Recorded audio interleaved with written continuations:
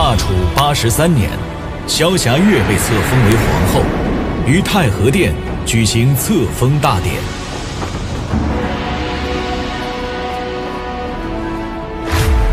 册封萧氏为皇后，众亲合议，和贤而化治家邦，容家为则，礼度悠闲。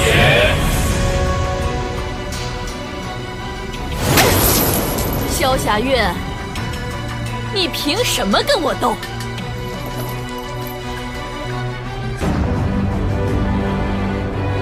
何叔而母仪天下。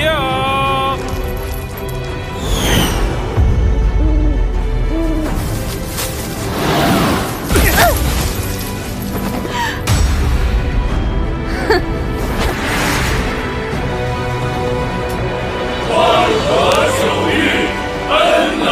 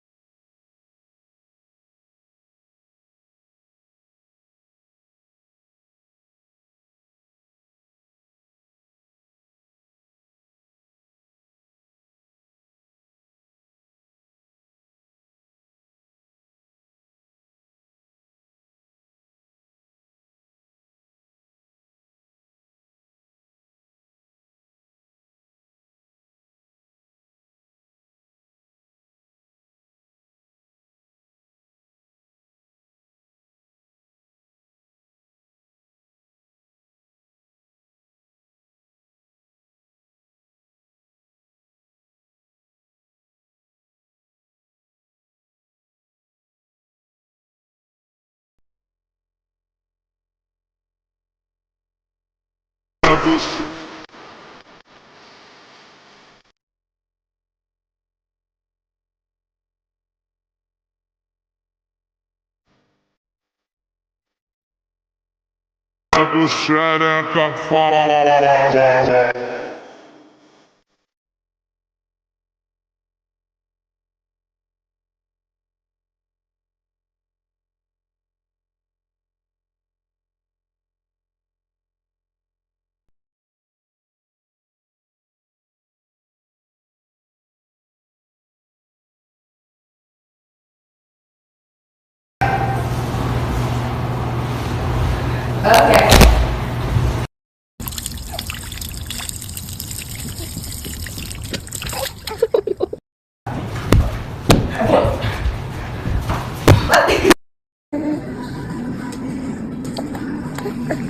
Yay! If you can hold your phone still, you're a good sniper. Okay, on board. What are our names? I'm Tyler. Charlie. And what are we getting ready for? The talent show. Yay! Are you guys dancing in the talent show? Yes. Okay, tell me a little bit about your piece. Well, we made it over the summer. Yeah. Well, so I have a year of drawing because it's 10 thing, but anyway, we made it in the year, and well, we kind of like made it better. So when we made it, we're just like making our dance up like just for fun and just to do something because we're bored. And when Elizabeth told us it was going to be a talent show, we thought that this would be such a fun piece because we already knew it and we knew how fun it was, and we decided to take it and like add things in and change parts to make it more of a dance. Yeah. Well, like more dancey. Yeah. So, like, what's your favorite part of the dance? Can you tell us a little bit about that? Well, we do this like kind of yoga pose thingy where like we go up and box it. Yeah, like couple yoga. Like I looked it up because I think they're fun to do. But I saw it with my and wanted to do it with my sister, and we failed. So I thought it'd be fun if Charlie tried to do it, and it worked. So we put it in. Yeah, and also another fun part is when we do like the two-person cartwheels. Like it's like cartwheels. We at first when we first did those, we were not the best spectacular. Yeah. But we worked on them and got them good. So we can put them in our dance. Awesome. Dual airbags, 5-mile-an-hour bumpers, and standard anti-lock brakes. Many reasons for giving Windstar secure handling and making longer for a smoother ride. We could acquaint you with some of these reasons, but why wake them up? Ford Windstar, created for the most important people in the world. Genetic engineering. It's saving lives, but religious leaders say, hold on, you're playing God with human genes and a battle royal looms. Who's right? Tomorrow on the CBS Evening News. On one amazing night, one unforgettable event, the most phenomenal entertainer of our time gives the most sensational performance of her life. Barbara Streisand, Sunday after a special 60 Minutes. The Late Show in London tonight on CBS. It's like a skiing thing, I think. It's skiing. Okay, just keep your knees back. Bend your knees. It's starting to feel very comfortable. Cool. You look good. Thanks. Honey, mailbox at 12 o'clock.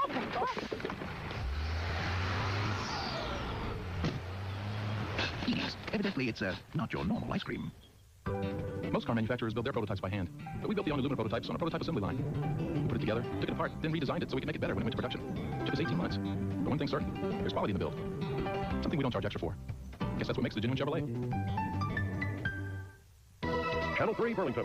25% on AT&T this season. With AT&T True Savings, our simplest way to save 25% on calls to everyone. Spend just $10 a month and we'll subtract 25% off your AT&T bill. That's it. You can call anyone, anytime, anywhere in the U.S. Talk to your brother in Texas. Catch up with friends in Florida. With AT&T, saving 25% to everyone is easy. Just call. Your true voice. Jeff Weaver got his big break by playing the Monopoly game at McDonald's. A cruise for two on the Big Red Boat, plus air travel on United Airlines. And so did Adrian West, Allison Carter, Winnie B. Crane, Beverly Miller, and Bobby Singleton. But hurry, game pieces are almost gone. Matthew Gaskins got his big break by playing the Monopoly game at McDonald's. $200 in Visa travel money, while others had won Zenith Home Entertainment Systems, like Alex Zamora, Arlene Ross, and Joshua Brown. But hurry, game pieces are almost gone. Fabulous potato salad. Actually, Hellman's one step did it. She just added potatoes. Right, honey? Hellman's one-step dressings. Hey, love the coleslaw. What's your secret? No secret, just one step. All the great tasting stuff's in there. What? Hellman's one-step dressings have the perfect blend of vegetables and seasonings. So for irresistible potato salad, coleslaw, and tuna salad, remember the name. Wonderful tuna salad. Oh, One step. thank you so much. From Hellman's. Here's something different, sweetie. Sudden changes in your dog's diet can sometimes lead to stomach discomfort. So feed your dog a consistent diet, Purina Dog Chow brand dog food every day. Now you can battle time and the environment with the power of natural botanicals and Biolash Hydrating Shampoo. Until the world is a safer place for your hair, there's Biolash. Biolash Hydrating Shampoo by Matrix. There's no place on earth that I'd rather be. Out in the open, where it's all plain to see. If it's gonna get done, it's up to you and to me. And there's no place that I'd rather be. Come on, along, head for the mountains of Bush Beer. Head for the mountains, it's cold and it's smooth, and it's waiting for you. Come on, head for the mountains of Bush Beer.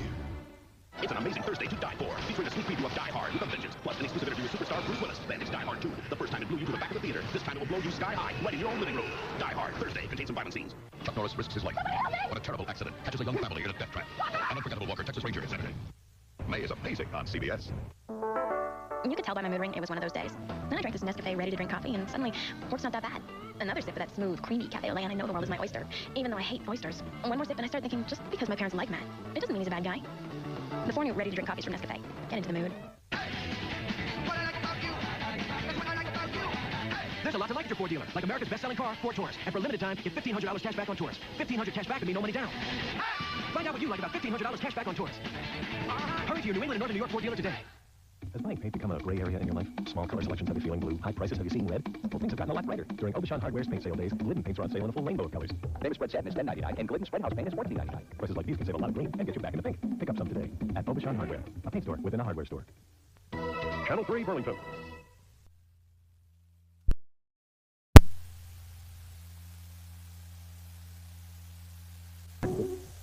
Into a tranquil village where life is ruled by the changing of the seasons comes a young woman who has her own ideas about life. Who is that woman? That's a new mistress. She has no knowledge of farming. But I will astonish you all. 3 men are captured by her beauty and spirit. It wouldn't do, Mr. Oak. I'm too independent. I need somebody to tame me. I have great respect for you, but I cannot marry you. You're starting something in me. One is a soldier who awakens her passion. How do you know that? Do you think he's honorable? Because I think he has little or no conscience. Leading to a tragedy that will engulf them all. Because you tell me. Mobile Masterpiece Theater presents Thomas Hardy's tale of a woman with a lot to learn. And of the man who never gives up on her. I love you always. Far from the madding crowd. Beginning tonight.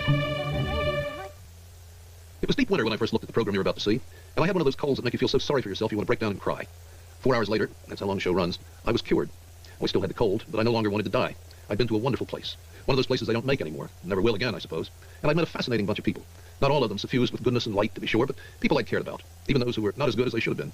The program is far from the madding crowd. You won't be watching all 4 hours of it tonight. We're showing it in 2 installments, each 2 hours long. It's one of Thomas Hardy's early novels, and it's a young man's book. He was 34 when he wrote it. In his later work like Tess of the D'Urbervilles and Jude the Obscure, Hardy's world became terribly bleak. The world he paints in Far from the Madding Crowd, however, is full of light and joy in the beauty of lives governed by the Earth's natural life cycles. It's the story of a beautiful woman, Bathsheba Everdeen, and the effect her beauty has on 3 different men.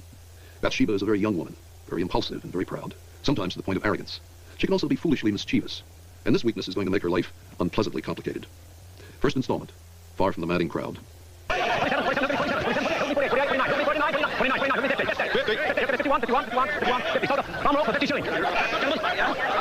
Gabriel Oak, is it? I thought you worked out at Norcom. At least a place my own now. Small, but it's a start. Have you borrowed? Up to here. Good luck to you, Oak.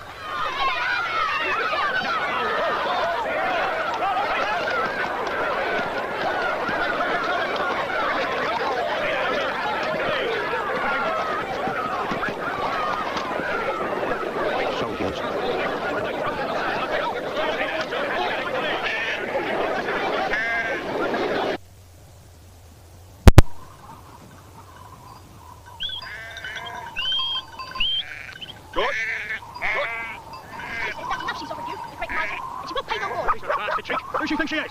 She's Mistress's niece. She's a stranger here. Well, you tell Mistress's niece she better shift her back so you'll...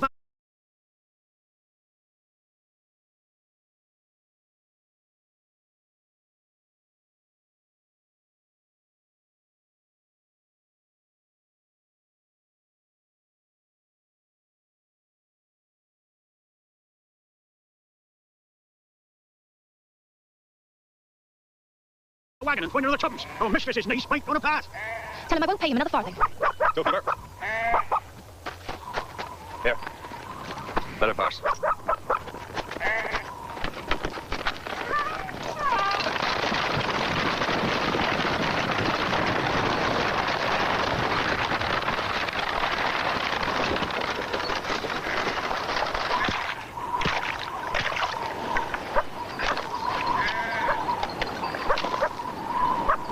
Hey, leave him now, boy. Go ahead.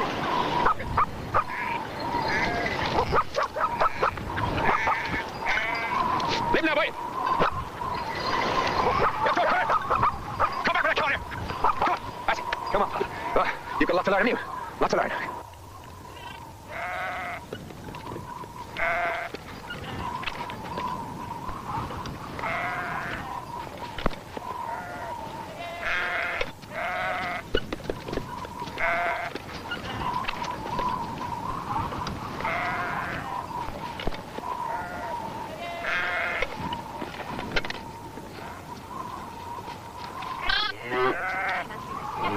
Or not. You'll have to help it.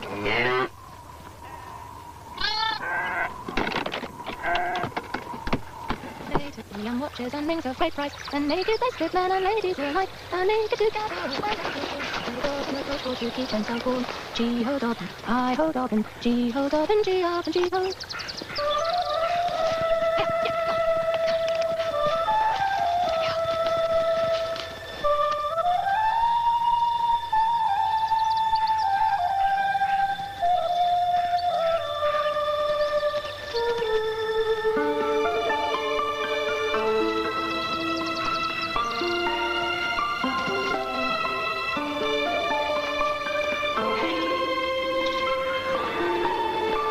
thumb's hat.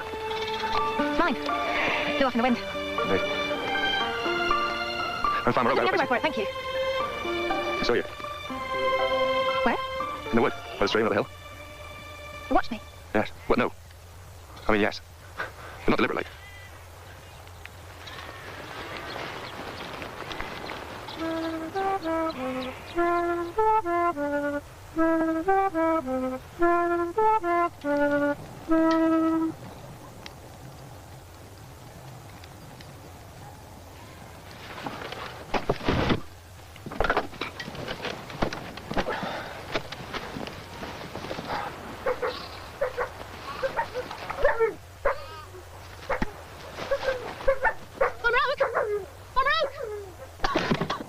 Come, Rogue. Wake up.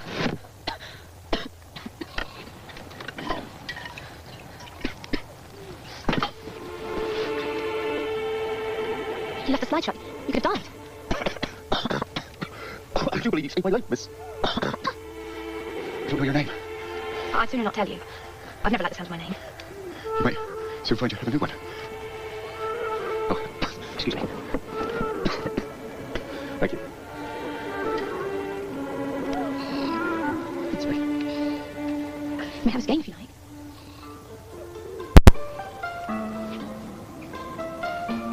Suppose you're thinking you'd like to kiss it. I wasn't, but I will. No, you won't. Find out my name if you can. My name's Gabriel.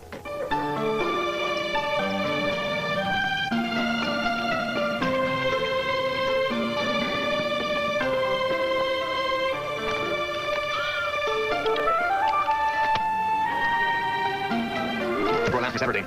Thought she might like one to rear. She might, though she's only visiting here. Oh, she should be in shortly. The lamb isn't the only reason I came. I was going to ask Miss Bathsheba if she would like to be married. Are you indeed? Because if she would, I'd be very glad to marry her.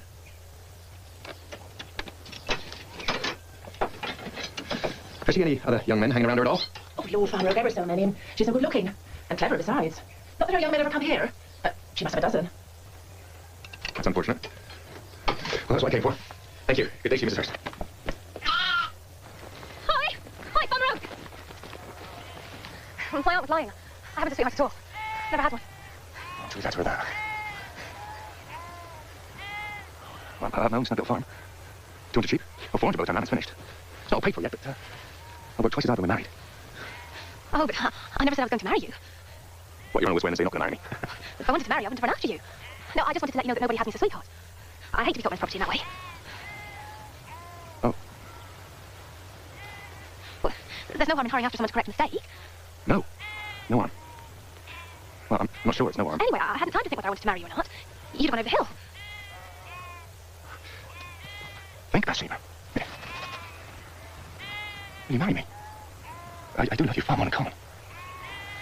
I'll try to think. If I can outdoors. You shall piano in a year or two when I finish playing off the street. And I'll practice up my flute so I can play with you in the evenings. Like that? And we can announce the wedding in the newspaper. I really like that. And the babies and the birds, every man jacket. Don't talk so. And at home by the fire, whenever you look up, there shall I be. And whenever I look up, there will you be. It's no use. I don't want to marry you. I can't. Why not? Because I don't love you. I love you. It wouldn't do, Mr. Oak. I'm too independent. I need somebody to tame me. You'd never be able to do that. Who says I couldn't? Put your answer right away. Let me call on you. No. I don't love you, so it would be ridiculous. Then I'll ask you no more.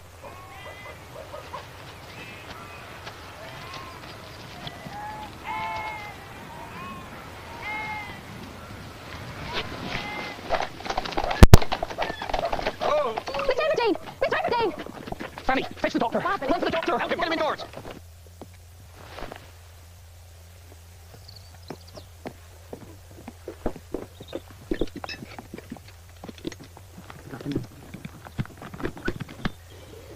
We'll take over the farm. Don't have an heir, do we? There's the niece. He's but his child. What will a young girl do with a farm? Bathsheba, you got letter. You be gone.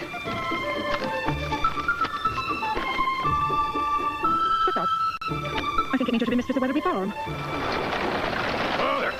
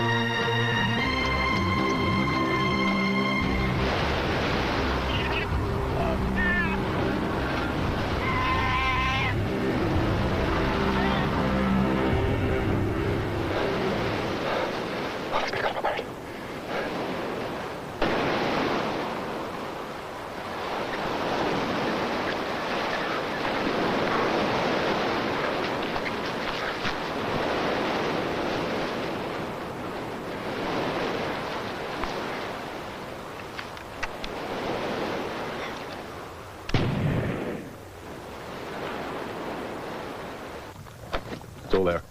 Sold my hut. Sold everything. I thought you were insured. Gave all I had to the sheep.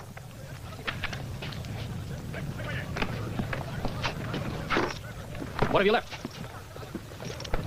9 shillings and 6 pence.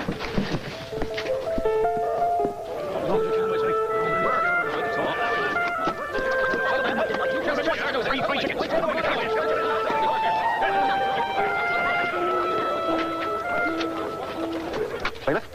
Right. Whose farm did you last manage? Well, my own. Your own? If he can't keep hold of his own farm, he's not going to manage mine. That's taken 3 years for man works out.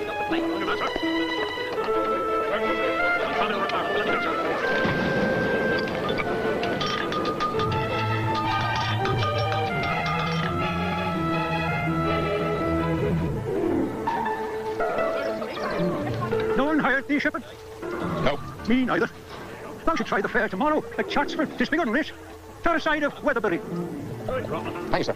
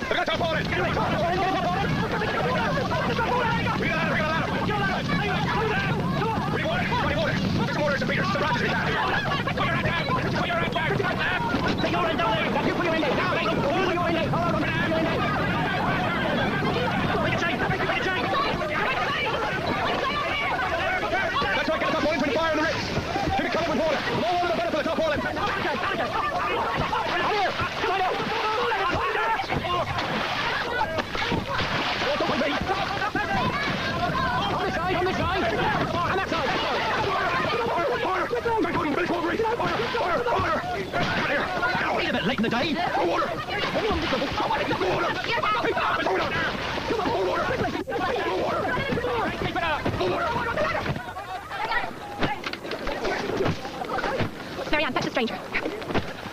The party's safe, ma'am. The shepherd, ma'am.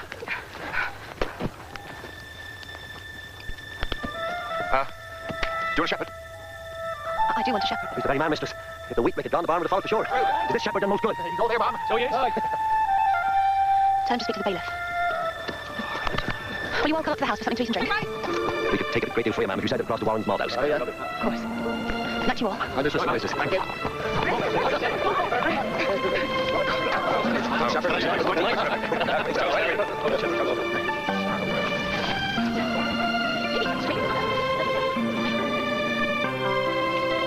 Who's there? Am I on the right way for Warren's malt house? It's at the bottom of the hill. Do you know how late the box head keeps open? Don't even know where it is. Well, you go there tonight. Not a Weatherby man. No, just a mate shepherd. Only a shepherd. You seem more like a farmer to me. No, only a shepherd. Please, don't say anything in the village about seeing me. I don't want people to know. Say out if you don't want me to. You're right. I must go. Here. Do you need this? It's only a shilling, but it's all I can spare. Thank you. Remember, tell no one you saw me. In addition to my blasted Pennywise, I ended up there and took all the credit. He's neither use nor ornaments. You're the master every night in Bailey, and there's gifted men willing. He'll be able to do what he likes. You know, a pretty horseman will go. Pretty horseman. Ah, it's the shepherd. Hey, you done good work tonight, shepherd. Hey, come in. Be welcome. No, we don't know your name. Get your load, sir. Clean cup for the shepherd. Oh, no, I'll go do. Let's go there in his pure state. Here's a mouthful of bacon and bread, mistress have said. Thank you kindly, still. You have a mistress and a master? No, wait, that's the way of it. Does she like the way? They say never Gabriel Oak's grandson from over Narcombe. Oh, yeah. I know your grandfather. I remember Narcombe very well. I worked there quite a few years with my son Jacob there. Didn't it, Jacob? Of course, mind you, that was before my grandson William got on the band's wages. You're a very ancient man, most of that, two such grown-up sons. Perhaps so old he can't mind his proper age. There's no age at all. That took the old one. You're a very old and aged person, master. Take no notice of yon spiteful pixie. I did miss everything's father and mother come from these parts. Aye, but they was town folk. You were much to look at. But you were a lovely woman. And if I Everdeen were his name, he were a gentleman tailor worth scores of pounds. Hey, a celebrated bankrupt. No, he was quite a common man. No. That man failed for gold and silver. You'll be not long for this world, master. What's she like at work on it? We know a little of her. She only showed her face a few days ago. Tis out their temper be sweet as her face. We'll know all her women fancy come payday. Used to stay. Fran used to go. Maybe find somewhere in the fireplace. She's very close to Miss I think she's the young man in Casterbridge. Do you know his name, Maria? No. Mistress? What are you doing? Nothing, I just tear it up. Taking my barley. Don't, mistress. Dare you. Get out! Get out! Go back to the house right away. This is wild. Fanny Rock has gone missing, and she's sacked the Bailey for stealing barley. I know him for a thieving rogue. So my question is, who's going to be Bailey? It will be you, I bet. Fanny Robin can't be found. Does anybody know what's become of her? He's right, you know, so weird. Jan Coggan, you go and make inquiries in the villages. Billy Smallbury, you go to Casterbridge. Try and discover who the man is and see if Fanny's gone to him. Yes, miss. Go on, all of you. Go on.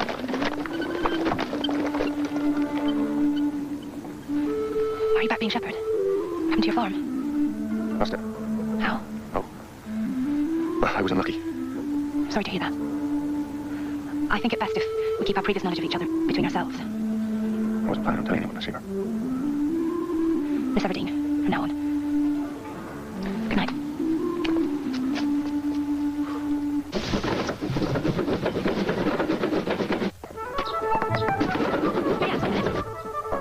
Come to the front door.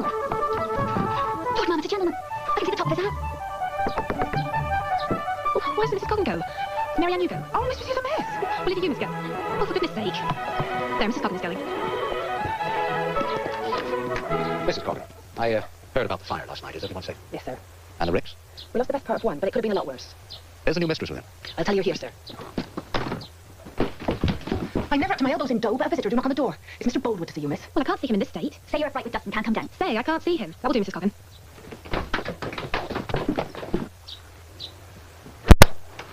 Miss Everdeen can't see you, sir. Mrs. Dustin Bottleson is quite an object, that's why it is. I only wanted to ask if anything had been heard of Fanny Robin. Nothing yet. But Billy Smallbury is going into Casterbridge to look for her. I'll trouble you in the morning. Who is Mr. Boldwood? The gentleman farmer across the way at Little Weatherby Farm. Why would you inquire about Fanny? Well, mistress. Marianne, I do believe mistress was asking me.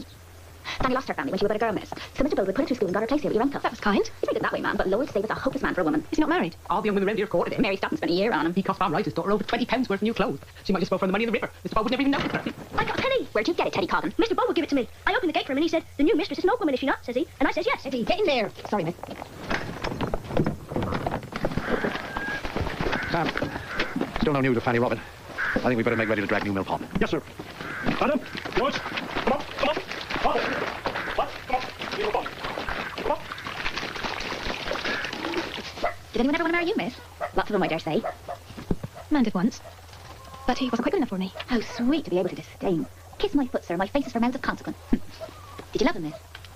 No, but I liked him. Do you still? Of course not. Well, fella's trying to be upon us. She might cut it down to 8 shillings. Farm Right only pay 8. Well, she might sack the lot of us. Right? Where would I go? I've lived in this village all my life. Oh, she'll make Bailey, that's the question. Now's my time. If you say so, Henry. Is it Fanny? I think it's the you, sir, that we lost at Christmas. Get rid of it, sir. We'll make a start on that side next. I don't dare look at the face. Such a shy man as I be. You keep your eye up, Jones, if you feel worried. Any news of Fanny yet? No, ma'am. Nobody's seen her. Well, make a start. Joseph Poorgrass, are you here? I'll be Poorgrass, sir. Speak up, I shan't hurt you. What have you been doing on the farm, Joseph? I do carting things all the year. And in seed time, I shoot the rooks and sparrows and helps the pig kill them. And how much do you? Please, 9 and 9, sir. Ma'am, I mean. Quite correct. And, here are 10 shillings in addition. A small present as I'm a newcomer. What? The new shepherd will need a man under him. Who can he have? Young Caney Bull's a good lad. If Shepherd Oak don't mind his youth. Oh, I don't mind. Very well. Caney Bull to be under shepherd. You quite understand your duty, Shepherd Oak. I believe I do, Miss Everdeen. Temperance and soberness Miller. Both women? Yes, here we be, we believe. And what have you been doing? Harrowing, weeding, breaking up the hard earth, tending the cows and the pigs, saying oos to the ends when they go upon your seeds, and threshing in the winter time. Are they satisfactory women? Oh, ma'am. Yielding women. As scarlet a pair as ever was. Sit down. Me, ma'am. Get back to your seat. Lost your chance there, Henry. In round numbers, ma'am. Annie Robbins ran away with the soldiers. Oh, she's a steady sort of girl, isn't she? Oh, she is, ma'am. Conscientious maid. But her young man's in the 11th Dragoons. They'd be gone to Manchester, and I was told she'd be gone after him. What's the man's name? I can't find out, miss, but I believe he's higher in rank than a private. Cane Bull, you best go over to Farmer Bulwood and tell him that. Yes, mistress. Now that most of you are present. Last night I came upon Pennyways the bailiff stealing barley from the granary. I was going to prosecute him, but I've decided against it. But I'll do my best. And if you serve me well, so shall I serve you. And don't any of you think that because I'm a woman, I don't know the difference between good goings on and bad.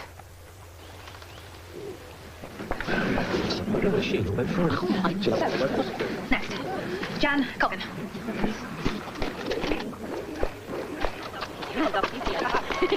Ladies.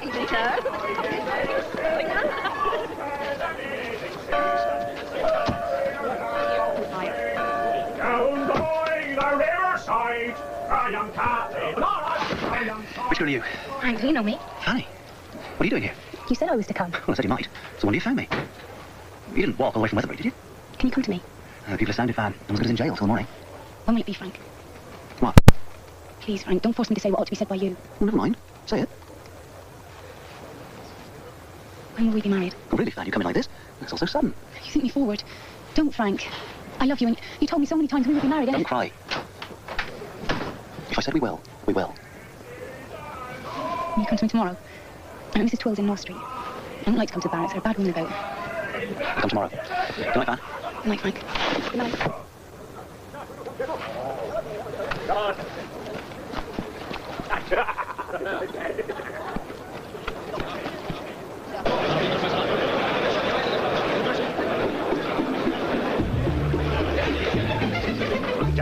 I see one then.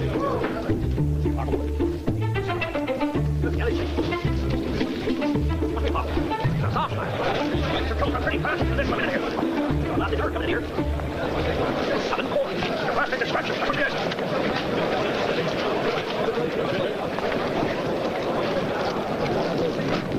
Well? I'm afraid, miss. Most you can do with this is feed it to the pigs. Best taken off you is 30 shillings a quarter. I'm doing your service, taking it off your ass. Well, your pigs will just have to do with that then, won't they? This coin is worth 62 and I'll take no less. Okay, so Mr. Everdean, please.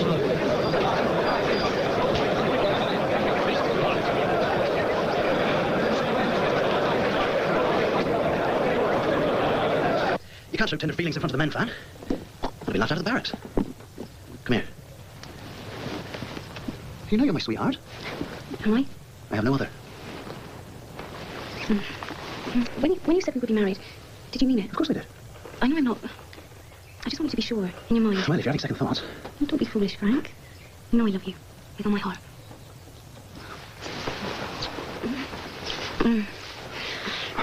Oh, Fanny, I do want to marry you. I do.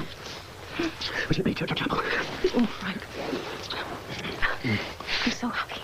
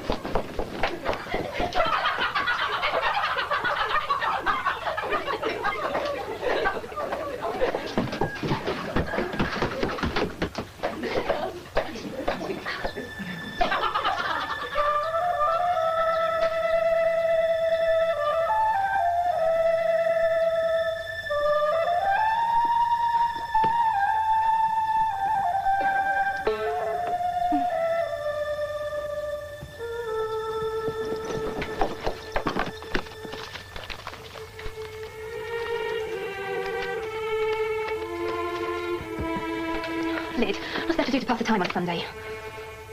Did you ever find out that you were married by means of the Bible and Camus? Don't be foolish, Lizzie. Some believe in it. Fetch the front door key. It's moving. Who do you think of? I'm not telling. Did you notice Mr. Bowden's in church this morning? No. His pew's exactly opposite yours, man. I wasn't looking at him. Well, what did he do? He didn't turn his head once to look at you all through the service. Why should he? I didn't ask him to. Everyone else was noticing you. Still, he said a woman jilted him when he was young, that's why he's so reserved. People always say that. I expect it's Miss Nature to be so wrapped up and indifferent to everything. Yes, miss. Rich and gentle, what does he care? What's that for? Mr. Goldwood? No, only a little Teddy Coggin to make a pretty surprise for him. What shall I put? The rose is red, the violet blue, carnation sweet, and so are you. Oh, what fun it'd be to send it to old Boldwood. How he would wonder. No, he wouldn't see the humour in it. I can just see his face. He's worried to death. Let's toss Teddy or Boldwood. Oh no, we can't toss money on the Sunday. Toss the hymn book. There can't be any sinfulness in that. More likely to fall open. So open, Teddy, shut, Boldwood.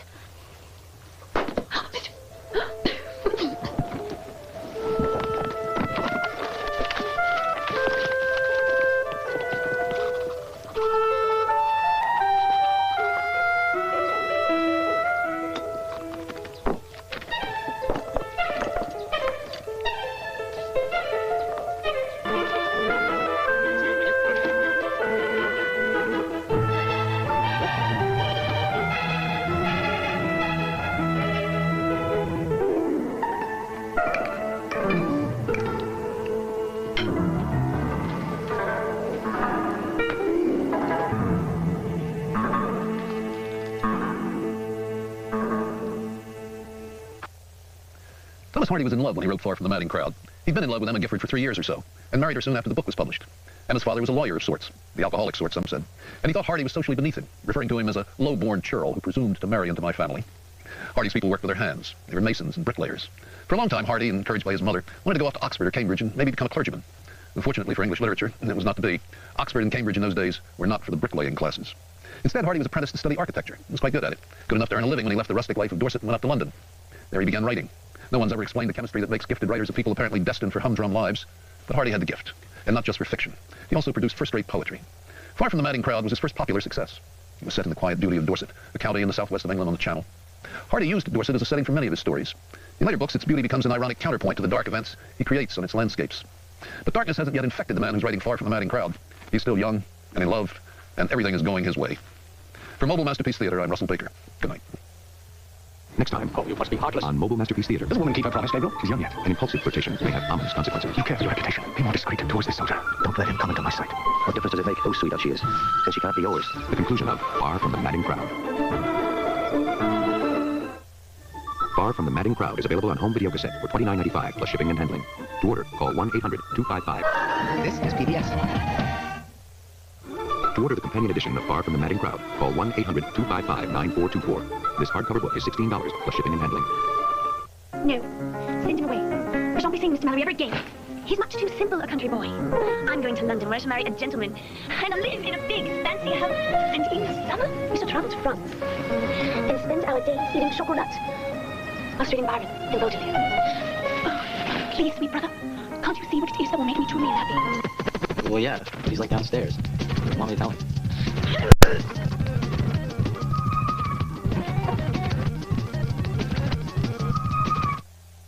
Carmen, the seductive gypsy heroine of the opera, will be played by Denise Graves. Brought up on the wrong side of the tracks in Washington, she sang in the Baptist choir.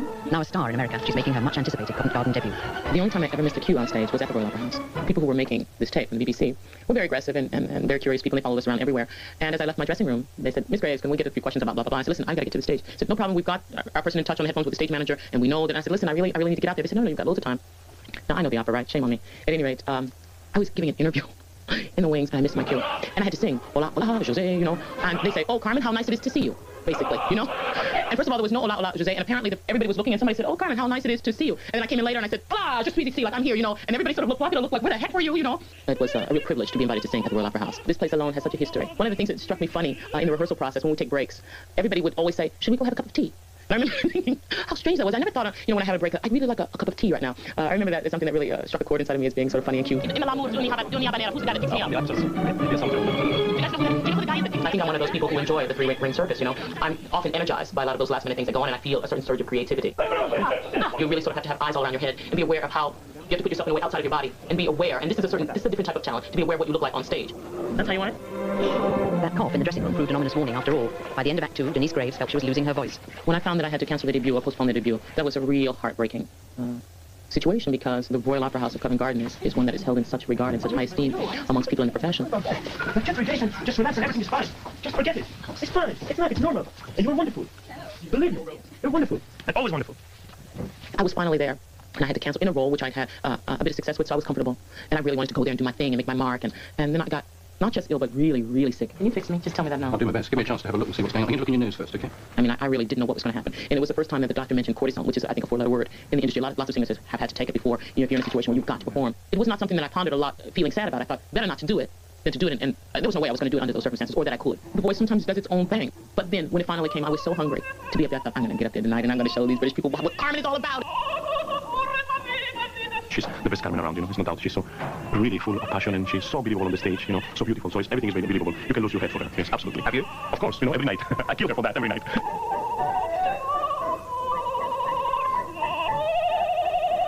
Performing is important to me, and my work is important to me. And so it doesn't matter if I'm performing in front of a bunch of school children or at the Royal Opera House Covent Garden. For me, it's the same, and I try to do the best that I can do on that day, at that time, under those circumstances.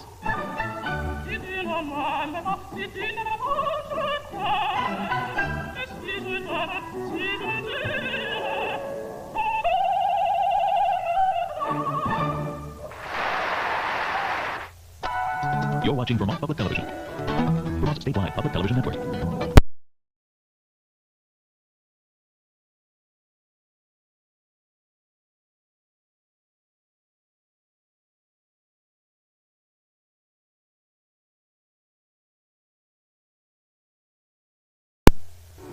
Sooner or later you're gonna be fine. She's sexy. I'll kiss you later. Some people can get up. She's sassy. She's sentimental. Bernadette Peters bears her heart and her soul every time she hits the stage. Don't miss Bernadette Peters in concert, coming in August on Vermont Public Television. I'm back and ready for action. Checkmate. We're tackling stress, which covers just about everything in our lives. You have to have a lot of technology so you can be connected. We've watched the child within to become the adult without. We are making life a stress rehearsal. Are you ready? It's time to relax. You only live once. Coming in August on Vermont Public Television. All right, now, I just want y'all to stay with me tonight. You want to stay all right. There are musicians, and then there are legends. In an extraordinary benefit concert, 12-time Grammy winner Ray Charles takes you on a musical ride from soul to jazz and back again. Get ready for 4 decades of classic Ray with a little help from Diane Shore. I like that. And so will you. Ray Charles in concert. Coming in August on Vermont Public Television. Earth, wind, and fire. The 3 most powerful elements come together to create an explosion of music. For almost 30 years, critics and fans have loved their music. Now, don't miss this exhilarating performance. Earth, Wind, and Fire in concert. Coming in August on Vermont Public Television.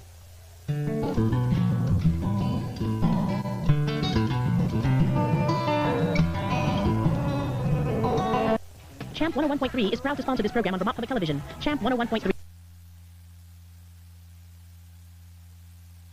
What are you doing? Straightening up a little. That's my job. Those old ladies can really make a mess. You'll see that you leave some of it for the morning. I don't want you deducting it from my salary. Again.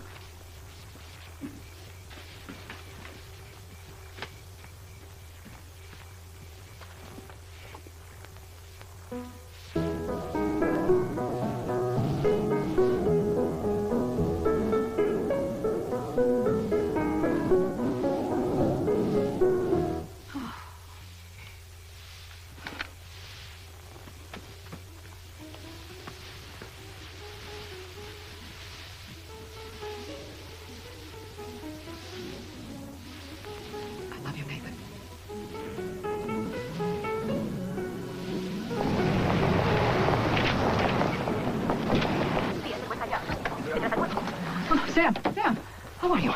Well, not so good, Ellen. I'm having chemo. It's like getting hit in the head with a brick. It's awful when it's happening, but it feels so good when it's over. How's that lovely wife of yours? Oh, Elaine's just fine. Oh, I'm sorry to hear it. If anything happens to her, give me a call. Miss Rosser? Present. And you? Pardon? You're not the same as the one before. Oh, I'm Jane Cronin, Mrs. Master Sloan, got transferred to Columbia Presbyterian. Thank goodness, what a pill. Grim-faced, pompous. She was an oncology nurse. She wasn't doing brain surgery here, right? You think she took her job too seriously? Would you rather be treated by someone who didn't? I think Nurse Master Simone never took time to smell the flowers, which in the hospital is not a hard thing to do. Well, you have a sense of humor. I like that in a clinician. So it says here that you had a mastectomy 5 years ago. I was told to get reconstruction, but my husband, he died 3 years ago. I'm sorry? Yes, well, my Nathan, beloved Nathan, said, why bother? One breast is plenty for both of us. So I settled for a specialized procedure. You could have told me. Helen. Have you been following the diet that you provided? Of course not. You with this tiny torso, I bet you watch every morsel that goes into your mouth. You have a lovely figure. Thank you. What are you, an Olympic swimmer, skier, something like that? Actually, I'm a couch potato and a chocoholic. I just happen to luck out in the gene department, I guess. Don't guess. No. So should we take some blood now? You're giving some too today, huh? Wait a second. You have a little bit of a lipstick smear just right there. Just let me get that. Okay. Well, everything looks very good, John. Your pictures are absolutely clean. And I have the sexual drive of a 16-year-old boy. I just wanted to see if you were listening. I think we can send you on your way. Do you have any questions? Yes, I do. The new nurse, Jane Cronin. Is she married or single? Did you throw your coat down in there as usual? Yes, but Can you just take your round self back in there and pick it up? I will, but I have something to tell you. I'm watching my story right now. This is important. Her stepfather is starting to hemorrhage. Very important. Oh, the commercial will be on any second now. Tommy is getting married. What? He is going to marry a young woman named Jane Cronin. You're kidding me. Why didn't you tell me about it right away? Oh, congratulations. I'm so happy for you and for Tom. Oh, Katie, I'm so relieved. Well, give me all the details. What's she like? Have they set the date yet? Not exactly. Not exactly? No. You see, there's one little problem. They haven't met yet. Helen. But she is the one for him. I just know. Introducing another innovation from GE, custom style reform. Well, I'm just dandy. Didn't get enough the last time, huh? Well, I just wanted to test you back a little bit, so I thought we should do a repeat. Good idea. Wouldn't want anything to happen. You know me. No, I don't. But I'd like to know you, that is. Jane. May I call you Jane? Of course. Lovely name, Jane. Jane, I have a son, Thomas. What's the matter? I said I had a son, not the bubonic plague. Why did you go away? Mrs. Rosen. Helen, I'm sure your son is a perfectly wonderful man. No, he is not perfect, but he is wonderful. I can assure you of that. It's just that I just came off of a very, well, pretty disappointing relationship, and I just don't think it would be a good idea. How long were you with this knave? Knave? I'm old-fashioned, okay. We lived together for 5 years, 3 months, and a day. Lived together. You asked. Don't judge. The short version is that I thought it would last forever, but it didn't turn out that way. He was unfaithful. That was the least of it. I'm sorry. Not as sorry as I was. Anyway, I just don't think that I'm ready to meet someone else. Not right away. Maybe not ever. Well, that's a little extreme. Maybe. But it's the way that I feel at the moment. So, how about a meeting? Cup of coffee. No pressure. No big deal. Just to say hello. I'm flattered. I really am. But no, thank you. Okay. No coffee. I'll settle for your telephone number. A disembodied voice in the dark. You can hang up whenever you want. What harm can that do? You are a very determined woman, Mrs. Rosser. I'm alive. That's right. You most certainly are. So, what do you say? 7 little digits that could change your life. I've got a checkbook here. I can write a check for $75 right here on the spot if you give me your telephone number. Going once. Okay. So how good and Tom? Well, Gordy and Elisa tried to have a baby. Still childless? So far. I suppose Thomas still playing the field. At his age. Girls, should we play cards here? Come in. Hey, girls. This is for you at the salon. Oh, what a lovely trinket. My clients gave it to me on their home, so I figured you. Thank you, Tommy. Lunch and me, just what I always wanted. Don't leave. I'll be with you in a sec. Oh, Princess Di is carrying Arnold Schwarzenegger's love child. Hey, you gotta stop reading those magazines. There's your love life, gorgeous. Nothing compared to yours, I know that. So, Thomas, you're gonna be an uncle one of these days. How does that make you feel? All right. Shouldn't it? Yes, of course, but is that gonna be enough for you? I mean, you wanna be an uncle all your life? What about some children of your own? To share my toys? Forget about it. Well, that's true. You do have to stop being a child in order to be a good father. Father? I'm ready to be a husband. Well, you're a bright, attractive young man. Thank you, Katie. Why aren't you interested in finding a long-term live-in lady? Katie, every day I go to my office, and every day I listen to dissatisfied couples of every age, race, and socioeconomic strata complain about their marriages. And every day someone manages to set some new record in passive aggression, abuse, neglect. Do I want that in my life? Do I need it? No, thank you. I give it the office. Well, I guess I'm just selfish. I've raised you since you were in diapers. And I'd like to see your children while I still have my faculties. Couldn't wait until they left. Every week, it's a complete fun. The Aches and Pains Olympics. There are no rewards for getting old. Oh, here, this is for you. What are you doing? You just finished lunch. I hit some smoked salmon. Why should they get it all? The phone number. Isn't he something? Of course it's a phone number, but it's not just any phone number. It belongs to an extraordinary person. Shit. Male or female? Female, very female. Mother, please. Thomas, why not? I cannot listen to this. Why do you have to start on this again? Well, as a matter of fact, we do. This is not just any girl. Smoked salmon, delicious. No, bite. I don't want this. Take it back. Here. This Jane, she puts me in mind of Janice Pogorny, but a more fully developed. Janice Pogorny from 7th grade? Yeah, her. The love of my life. But this one is a blonde and well past puberty, but not that far. And she has a body to die for. Really? Plus, she's a grown-up, a mature, responsible human being. Oh. When did that become a bad thing? Come on, you don't only go for brainless baby, you just want to have fun? Whose child are you? The devil's. This Jane is thoughtful, compassionate, intelligent, and a very shapely woman. According to you, Mom, they all are. Well, but all I'm suggesting is that you pick up the phone and call her. Is that asking too much money? Is it? Is it? All right, where'd you meet her? At the hospital. She was my nurse. At the hospital? You want me to call your nurse? Have you no sense of boundaries, Mother? Everything okay with you? Everything is fine, but just let me say that if you pick up the phone and call this young lady, it will add precious time to my life.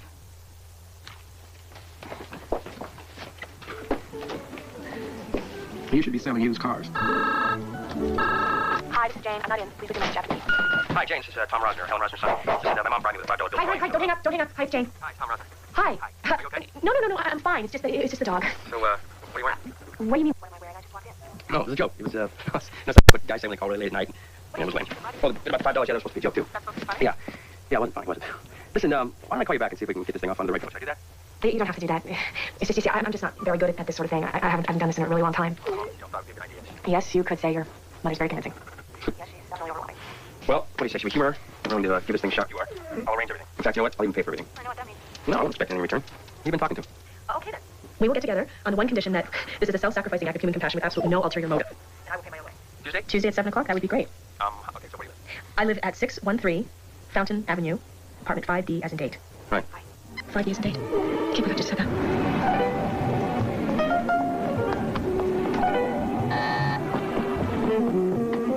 Hello? Hi, this is Tom. Do you want to meet me downstairs? Okay, I'll be down in a minute. Okay, if I'm not back at 11 o'clock, will you please call the cops? Please. Tom? Hi. Hi. Oh, yeah. Easy for you. I just picked up for you and cut him and wrap him up nice. I'm totally overdrawn. Yeah, you look good. Well, I'll just go upstairs. No, you... Trust me, you'll blend right. Thank you.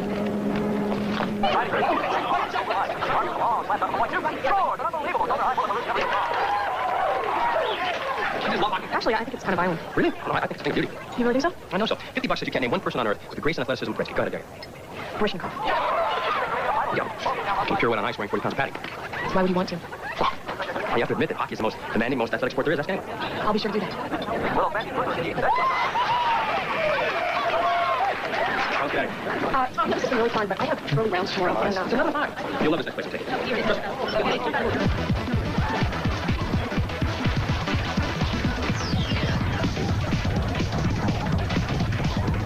What I tell you, just fun or what? Actually, Tom, this has been really pleasant, but I have early rounds tomorrow. I can go home by midnight. Trust me. Hey, Tom Roster. Hey. Where you been keeping yourself? You, hi. I've been meaning to call you. I've been real busy. This is Jane. Cronin. Cronin. Hi, Tiffany Needleman. Nice to meet you. You look familiar. Do I know you? Not unless you haven't been feeling well lately. I'm an oncology clinician. Is that philosophy? I'm a cancer nerd. Oh, awesome. Well, you. Don't be a stranger. Hey, are you with me or what? Nice gate. Tim's an old high school pal. Sure she is. She is. Tom, my feet are sore. I want to leave. Why? I'm wilting. What is it about women? Why do they expect us to be mind readers? No, lip readers. Read mine. I want to go home. Then go someplace else. Home. Someplace quiet. Now. Why don't you just say something? You can ask me. What? Well, I'd like to come and visit for a few minutes. Why? Because I have some phone calls to return. No, because I find you attractive and I don't want the evening to end. Don't worry about my feelings. Doesn't that count for anything? No, absolutely. I'm sorry. How do you feel? You want the truth? Yeah. I'd like to go to bed. Alone. This isn't a problem for me. But you have to admit we did have a good time. Don't thank me. Thank your mom.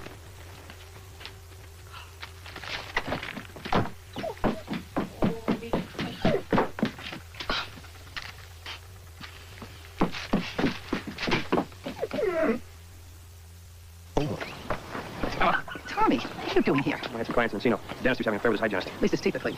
Got a minute? Yeah. Take a walk with me. Working out at the gym, huh? So what? So, how did it go with Jane Cronin? Great. I hate to admit it, but you were right. It was great. So you're going to see her again? Yeah. Jane is a very special person. Tell me. Well, for one thing, I think she reacted positively towards me. She's a perceptive, discriminating person. What else? Well, she, I'll be modest. I think she's attracted to me. Really? And once I got her to relax, she had a good time. She's shy. She's a little shy, you know. I think she has problems expressing her feelings, you know. It was the worst social experience since the dawn of man. But Thomas said the date wasn't a date. It was a sentence. I've had root canals that have been less painful. That's impossible. Forgive me for saying this, but your son has a singular blind spot. He's not aware of human life on this planet other than his own. Thomas loves women, and they love him. Mrs. Rosner, Helen, I am sure that you think that your son is the greatest gift to women since, well, Adam. But he's not for me. Is that final? I've never had more conviction about anything in my life. Okay. Far be it for me to meddle. So how did it go with the doctor? Did he give you a clean bill of health? They found a little something in my blood. I could be a very sick woman. Who knows how long I have. Oh, Helen, don't say that from one little blood test. I'm realistic. I know what the odds are. Jane, could you do something for me? Anything. Go out with my son again. Give Thomas another chance. You can't mean this. For a sick, possibly terminally ill woman? What do you say? No, Tom, this is not Jane Cronin. This is the voice of Helen Rosner speaking through me. Actually, she could be standing here right now with a gun pointed at my head. Yes, your mother has a very powerful personality. She's shameless. Look, I don't really want to talk on the phone right now, so these are my conditions. I will take total charge of the tape. I'm going to pick a time and a place. 5:30, Elysian Hall. Elysian Hall? Hey, come on. A deal's a deal.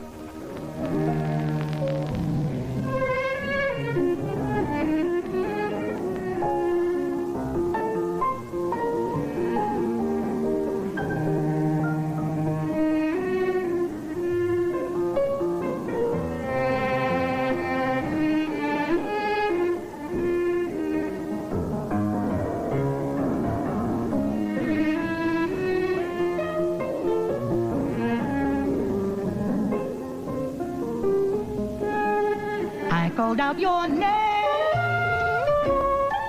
and in my dream you held me tight. Funny how things seem so right in a dream. Your kiss was a flame, not heart that somehow died, and every warm embrace was real as all those tears I cried. 'Cause my poor heart aches each time I wake, knowing that you're not here.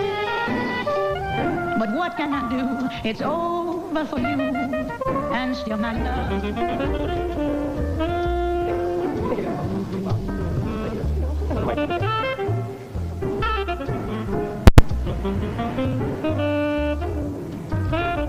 Had fun. So nice.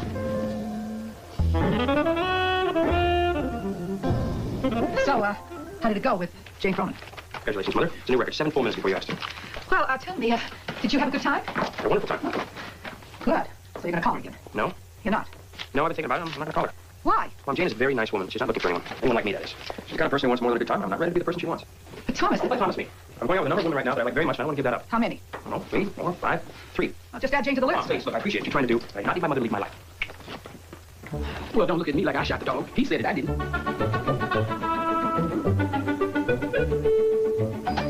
Hey, fun boy. Hello. Hello. It's like hell. Yes, but I feel great. Guess what? Lisa's pregnant. Really? Congratulations. I was so excited I couldn't be able to eat or sleep. I was up all night. I'm telling you, I've not been this excited since the Cub Scout swearing-in ceremony. I remember, that was a very big day for you. Yes, it was. Yes, it was. That's a lot of food. I'm eating for 2 now. So, you have any sexual tales you could tell an old married man, kind of live vicariously through them, something? No. Mom said you ditched that babe she set you up with. First of all, Jane Cronin is not a babe. A very serious, three-dimensional individual. Well, say no more. She is out of here. I didn't ditch her. I like her, I just... Well, I'm not ready to commit, you know? You never will be, as long as Mom's around. What's that supposed to mean? Ever since Pop died, you've been kind of like the man of the house, you know? Kind of like a surrogate husband. When you're so busy taking care of her, you don't have time to commit to somebody else. This is nice. You wrap me up in one neat little package here, haven't you? Yeah. There's one little problem, one little flaw in your theory. What's that? People change. Normal people, maybe. Oh, yeah, that's team business. Life will be good to you. Ah, you missed. Thank you. Okay, Helen. All set. Be in room 306 on Wednesday by 8 a.m. No foods after 6 p.m. the night before. No liquids after midnight. I'm nervous. Don't be. It won't be all painful, I promise. I really am nervous. I need your support. Come have a cup of coffee with me. Absolutely. I wanted to be a doctor, but my parents couldn't afford to send me to medical school, and I was just so afraid to apply for a scholarship because I was just so bad in math. Well, it's never too late. It is for me. And besides, I really enjoy doing what I'm doing. And I have a lot more human contact with patients. Tommy! My car's in the body shop. Tommy came to drive me home. I'll just go to the ladies' room. Actually, I have to get back. I have patients. 25 seconds. I timed it.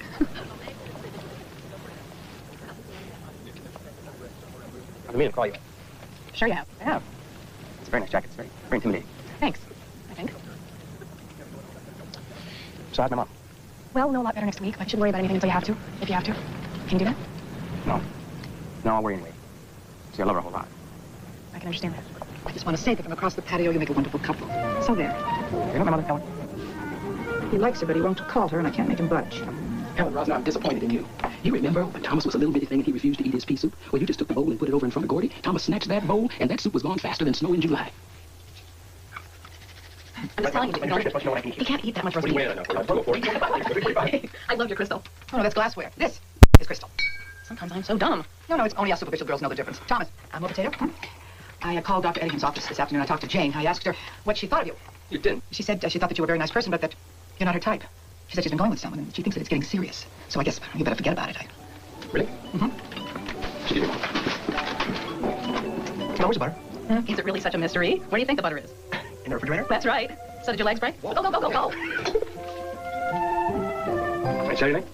Okay, I'll pick up your place. I just want because it's going to be a top-of-the-line, state-of-the-art day, all right? Okay, bye. Is butter the top the same as real butter? Oh, Jane Cronin, I'm going to see her this weekend. No, thought you weren't interested. Changed my mind.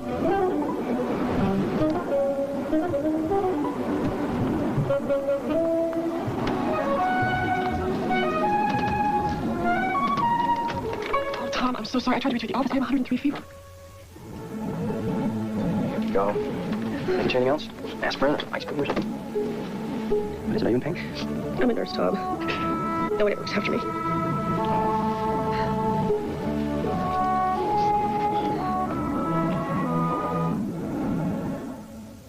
Didn't you say something? Makes me feel like I'm 78 again. Look at you two. You guys are madly in love. You kids are nutty about each other. You have a wonderful relationship, a wonderful, long-term relationship. Why would you want that to end? Tell him, Ida. I want to play the field. Ida, you're a mature, extremely mature woman. Let me be frank with you. See, I date a lot. I heard. It's very cold, very cruel, very competitive out there. Do me a big favor. Stay with Saul. Give it another decade. Then we'll all get back together and we'll talk and see how things are then, okay? Miss Cronin is here. Excuse me a second. Send her in, please. My date's here. Come on, Saul. Let's give it another 10 years. And that boy Charlie. He dates a lot. I know. Hi. Look beautiful. Come here. Got a surprise for you. Wow. This is romantic. Well, you're dealing with a very romantic guy here. Oh, I forgot. I didn't know you liked jazz. Neither did I till I met you. Shall we dance? You like caviar? Yeah. Do you like sushi? No. Good, neither do I. How about dogs? To eat? No, as pets. Yeah, I like dogs. How about kids? As pets? Yeah. No. As a commitment between two people. I love kids.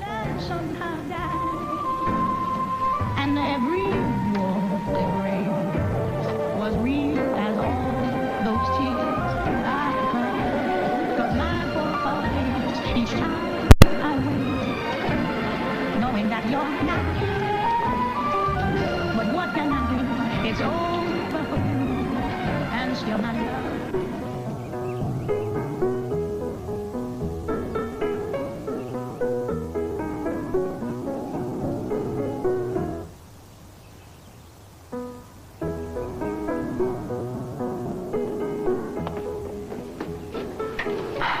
In here, you come in. Oh, beautiful. Remember this? I love you forever. I'm like you for always, as long as I'm living, my baby you. Of course I remember that one. Hey, big boy, what's happening? Hey, how are you? Come on, everybody, sit down. Kiss. Katie, please wait. I want to. I have something to tell you. What is it? Okay, everybody with a healthy mother, stand up. Oh, no. Sorry, dear, I was joking.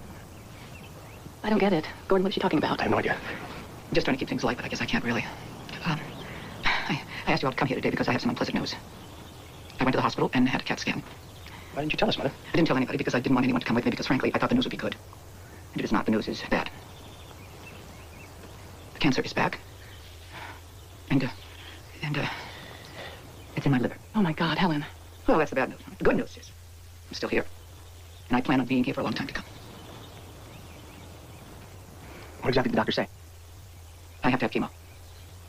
I have nothing else to tell you except I'm not buying any green bananas and I do not intend to make any long-term investments. Now, who wants something to eat? Well, I gotta get going. I have a client. Gordy, what? Hey, you Thomas Rosner. Where do you think you're going? You come back here. Don't you think you should go back to your mother? She needs you. I don't want her to see how sad this makes me, Katie. You bring your white ass back here, you'll have the devil to pay. The devil is me. Katie, I can't.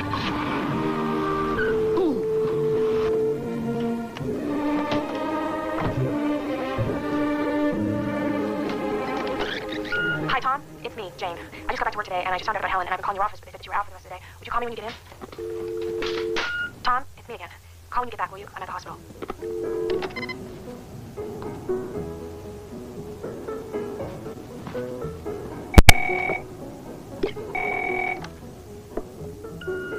I guess you're not back yet. I'm on a 2-minute break, and I was just calling to see how you were doing. Jane.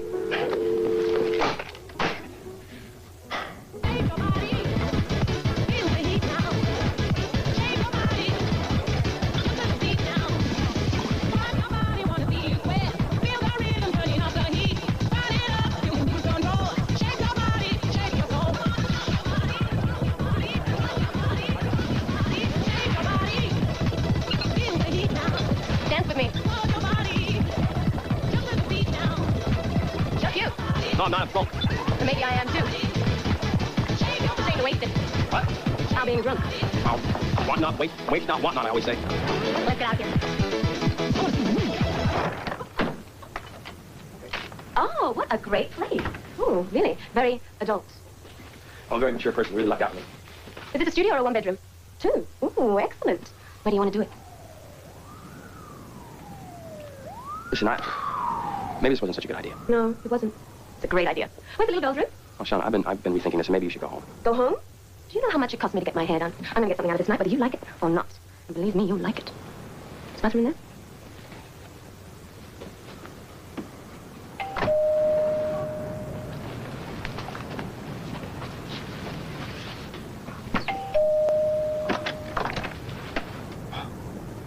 How are you feeling? I just want to get some water. I talked to your mom, and she said that you were there, but then you left early, and so then I called here. Tom, I looked at your mother's chart, and I just thought it would make her feel better if you knew, her prognosis. If you know all the facts. You're awfully quiet. You're taking this really hard. Are you okay? drinking? Oh, a threesome. I don't think so. Jane, this is not what you think. Actually, you know, it's worse than you think. Jane, listen. I'm really sorry about your mother, but I don't put up this kind of behavior. Jane, I'm sorry. That's not good enough. I don't even care for an immature son of a bitch. Was that your wife? Too bad. She seemed nice. Listen, if it's okay with you, I'm not into this anymore.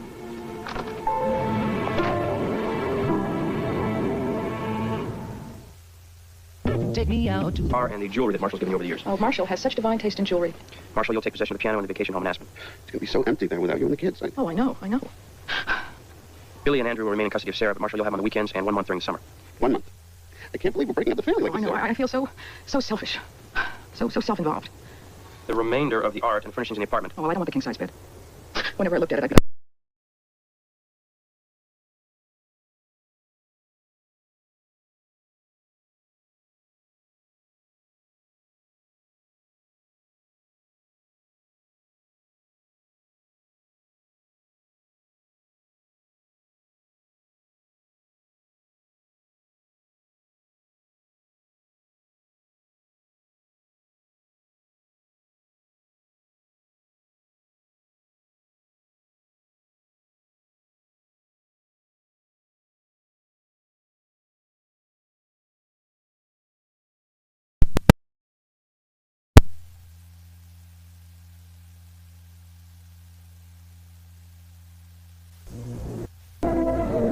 The morning line on a bell saying yes was 8 to 5. I took the odds and bet on Cupid. Did you miss the bell, Johnny? Yes, sir. You've been behaving yourself? Yes, sir. You haven't been seeing anyone you shouldn't be, have you? Yes, sir. I'm sorry. No, sir. I was young once myself, Johnny. And I also made some big mistakes in my time. But I did everything I could to rectify those mistakes. I understand, sir.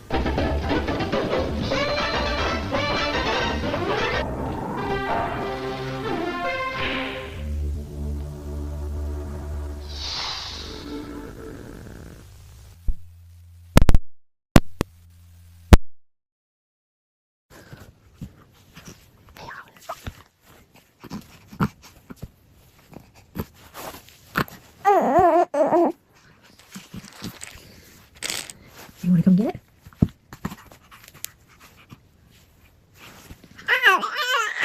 Yeah. Is that so? Uh-huh.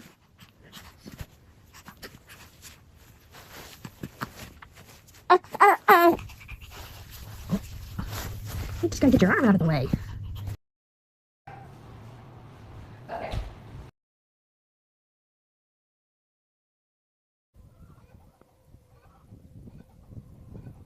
Do so much stuff. Oh, can you do it?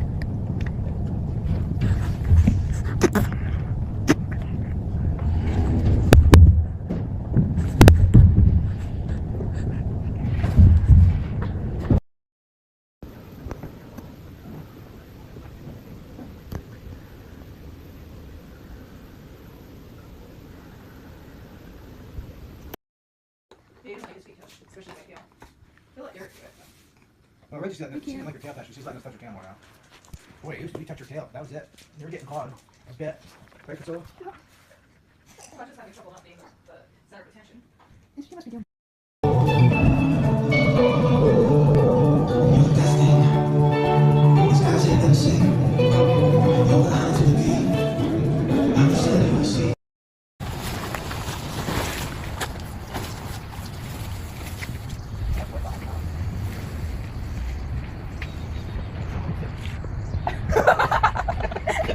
Finally! This is what I wanted!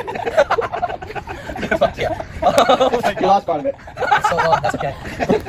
I've been waiting for this moment. Holy shit! We're press 4, right? It's okay, you have to turn back around now.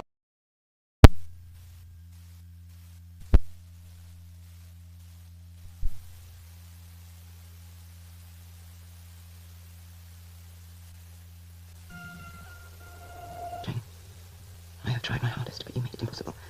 I tried to carry out my dear husband's wishes, but you have made it impossible. You know you have. You have deliberately made it impossible for me to love you. Say something, unnatural child! You have not tried very hard. My uncle's dying wish was that you treat me as one of your children. You have not tried to. You dare to tell me? That is why he haunts the Red Room, because you've disobeyed him. And on the day you die, God will know who's telling the truth. Whatever you or I say now. You're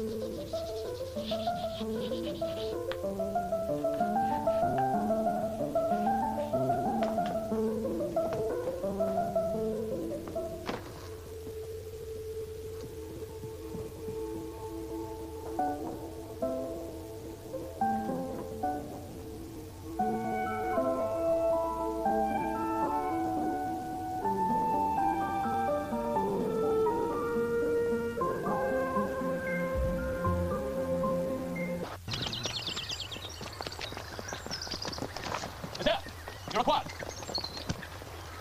This way. Hurry up. Oh, goodness, sir. I must have taken it into his rescue and done a biology lesson. We all have to be cool.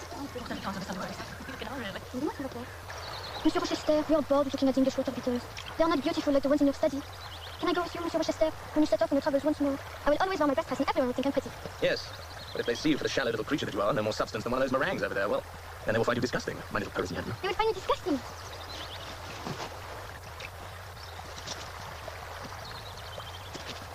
You're mistaken, Adele, if you do not think to find interesting creatures here in England. There's a bird. It's a quite nondescript grey colour, and it's accustomed not to moving too quickly, not to draw attention to itself for fear of being beaten.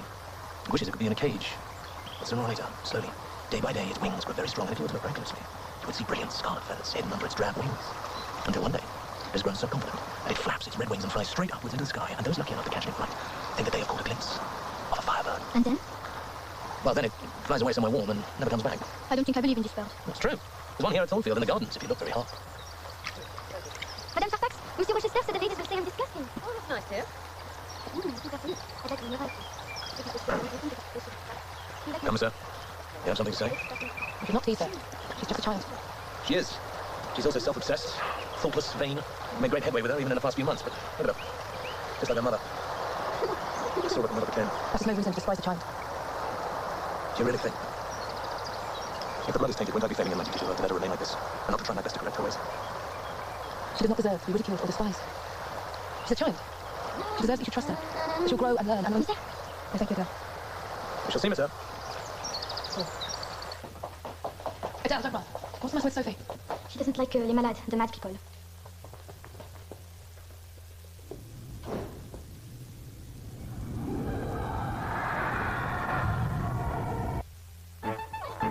I'm Mark Wahlberg in Philadelphia, Pennsylvania. This is not...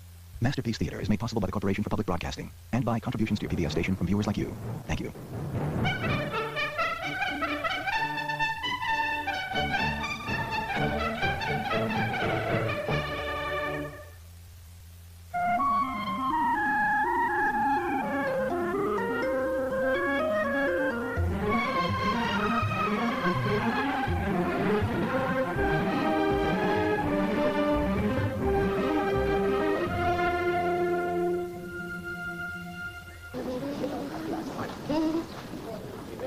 Shouldn't you be in bed?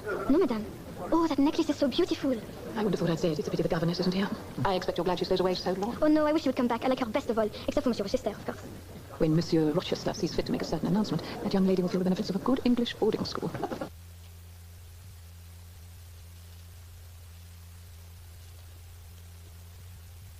If only Aunt Gibson would invite me up to town.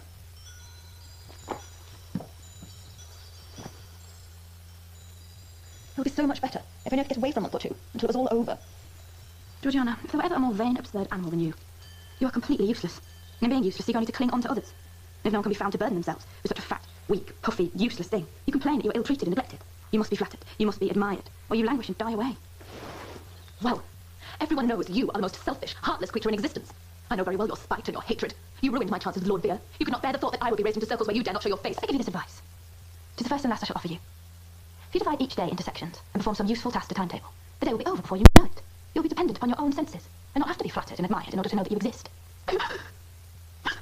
After my mother's death, the hour of her burial, I wash my hands of you. It will be as if you and I had never known each other. And if we were the only two human beings left alone on earth together, I would not address one more word to you.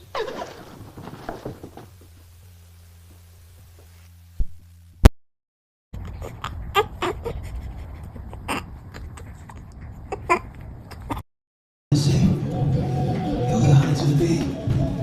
I'm the sailor you'll see. You're the best thing. Things God can bring. You're the right on.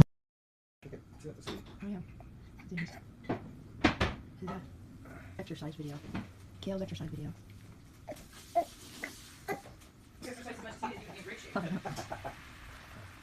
I'll save mine for Tuesday.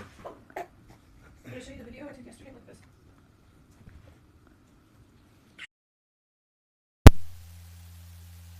Who gets stuck? All the bad luck. No one. Post alphabets, 26 little letters that make the words that let you share your feelings. Around the corner or around the world, bringing us all a little bit closer together. Post alphabet series proud to bring Arthur on PBS. And by a grant from the United States Department of Education through the Corporation for Public Broadcasting. And by contributions to your PBS station from viewers like you. Thank you. Local broadcast of Arthur has been made possible in part by Booth Brothers Dairy since 1946, providing you and your family with RBST-free milk from local farms naturally. Booth Brothers Dairy, Vermont's freshest and finest. By your local McDonald's restaurants, helping bring quality children's programming to our community and our kids. By Dr. Basiegel, providing high-tech orthodontic care with a personal touch. This program is also supported by contributing members like you.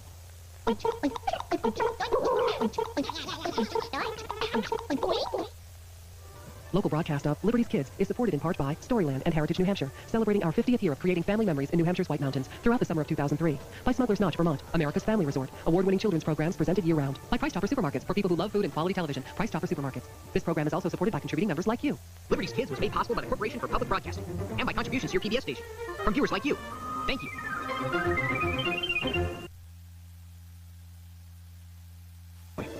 But what they found was very strange indeed. Oh, excuse me. I beg your pardon. What do we see? What's happening now? Ooh, would you take a look at that? What is it? What's he doing? Oh, my. Look now. Did you ever see such a thing? What? Such a thing as what? My dang it, he's writing something. Which particular something is he writing? Dear. He's writing to a deer. I'll bet your Bucky's fawning over some dough. More letters. W-I-N. Oh, well, what could it be? It's your name. He's spelling W-I-N-N, the poo.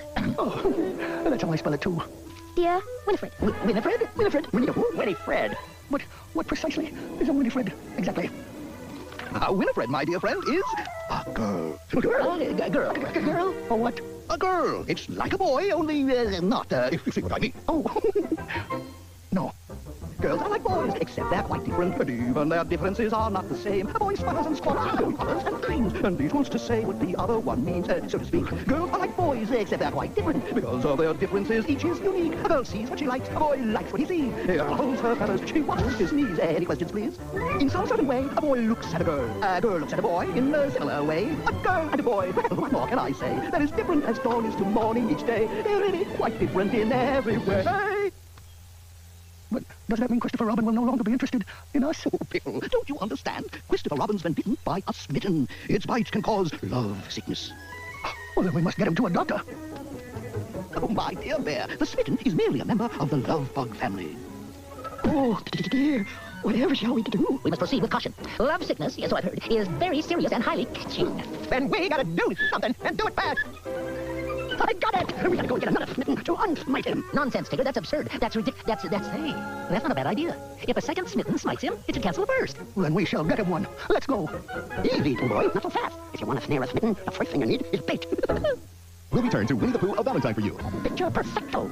But, Tigger, where is the bait? You're right there, buddy bear. What self-respecting smitten could resist a lovely young lad standing on the hilltop holding a bouquet of forget-me-nots? Isn't that hilltop an ant hill top? Oh, it's a deer. No matter. Then forget-me-nots is poison ivy. Oh, get it, dear. It's the best I could do at short notice. Oh, bother. Somebody or something has found my honey. Oh, my. I've never seen such a strange and peculiar whatever it is. You don't suppose it's a... Could it be the smitten? Oh, no. It's going. It's going. It's gone. We must find it, or Christopher Robin will never again be as he was. And off they went in search of the creature. And they searched. And they searched. Until at last they found themselves deep in the unknown heart of the 100-acre wood. Oh, it's almost Valentine's, and I don't think we shall ever find this smitten. Why, it could be in most any part of anywhere. I do hope these smittens aren't for fierce creatures. Oh, mittens are monsters. Thingies, all right. One bite and I don't want to talk about it. It's too all fired awful. But why? What happened? When the love bug bites, you feel a little itch. You scratch and scratch and scratch it, but the itch becomes a twitch. When the smitten bites, everything's a blur. Topsy turns out curvy, and you isn't what you were. When the love bug smites, you shake in disbelief. Your head gets all balloony. With humongous hairy teeth. When the smitten bites, you make glittering blabbering sound. You get all woogly. Smashing all around. When the light takes flight, you go swinging through the wood. I'm not quite sure what happens, but it can't be very good. When the love bug Look! It's him! Is it? I mean, follow that skeleton!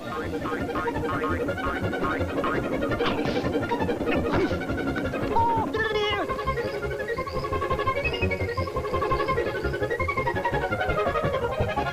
Oh, here it is. Oh, there he is. Oh, I'm almost... Oh, there! Now, go there. Wait. Don't go running off and... Oh, my. No, this way, everyone. But which way is this way? That way is this way. No way! It's that way! The one thing we know is nobody knows. Oh. I have it! Now Christopher Robin will be quite all right. Look, Piglet.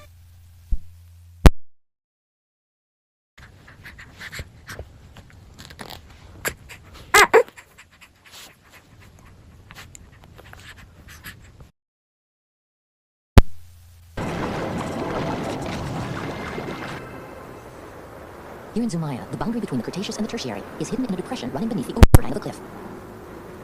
Until recently, Peter Ward thought that ammonites died out well before the end of the Cretaceous. His latest research is revealing a different story. The gully I'm sitting next to is composed of a clay layer, which is the boundary between the Cretaceous period and the Tertiary period. The rocks I'm sitting on are Cretaceous rocks. The limestones over my head are the first Tertiary rocks. Ammonites can be found in relatively common numbers within these rocks, and the last of them are found within inches of the boundary. It seems that the ammonites at the end of the Cretaceous were thriving. They were producing new species, they were flourishing in their communities, and then suddenly, without warning, they disappeared.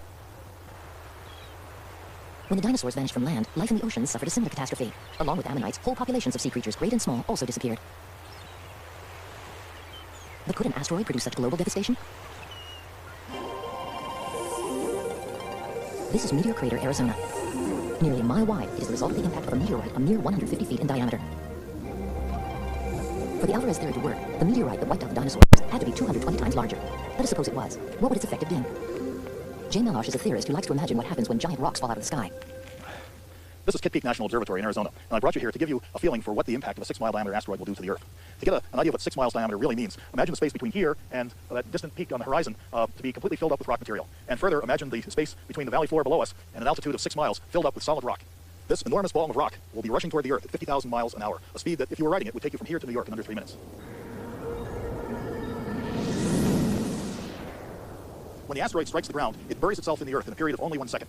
It opens a crater, a hemispherical hole in the ground that reaches a diameter of 30 miles about 10 seconds after the impact occurs. That time, it's 15 miles deep. It's lined with red-hot rock debris streaming outward, forming a plume heading into the sky. At that time, the crater floor begins to rise back up. At the same time, the diameter of the crater continues to increase. It goes on until it reaches a diameter of about 100 miles before it stops growing.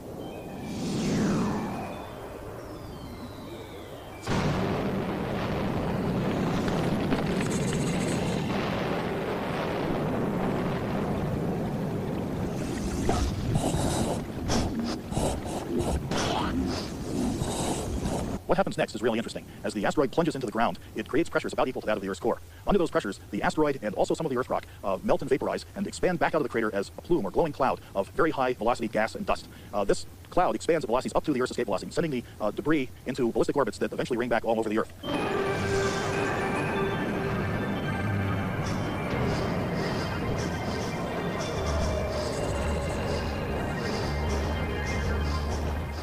Trillions of tiny particles of this kind would fill the sky, radiating heat toward the ground.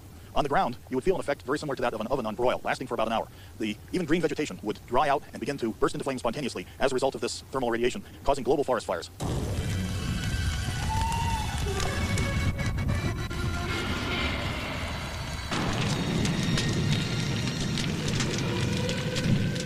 There is evidence that this actually happened. Millions of microscopic carbon spheres have been found in the clay that was deposited at the end of the Cretaceous period, but from some enormous conflagration. And this clay layer has more surprises in store. That's great. It's right in the impact layer now. Great. At the U.S. Geological Survey Denver, Glenn Isett and his colleague Fred Lichty use a laser to analyze rocks from the Cretaceous-Tertiary boundary. The laser vaporizes the sample of the clay layer with pinpoint accuracy. Here comes the Cretaceous sample. We'll load the last sample we did, the impact layer. So the white spectra here is the Cretaceous marl. That's right. And that's superposed with the blue spectra here, which is the overlying impact layer. So where's the iridium? Okay, the iridium. Let me show you here. Iridium, rare on Earth but common in asteroids, is shot through the rock. In this sample from Colorado, the iridium is represented by the highest blue peak, and is typical of hundreds of others found around the world. Two isotopes approximately in the right order for natural abundance. Isett finds that the clay also contains unusual and, we claim, significant grains of quartz. Viewed in polarized light, quartz usually appears featureless. This is the quartz from the boundary layer. It shows these very peculiar lines through the quartz grain that They're oriented in this particular grain, in this direction and this direction. These are called shock lamellae, and the only place that these have been found in rocks of the Earth's crust happen to be at high-yield nuclear explosion sites or at known meteor impact sites. Iridium, silt, shocked quartz. All these pieces of evidence do point to an asteroid impact at the end of the Cretaceous. But if an asteroid did hit the Earth, where's the crater? It would have to be on an order of magnitude many times larger than the crater in Arizona.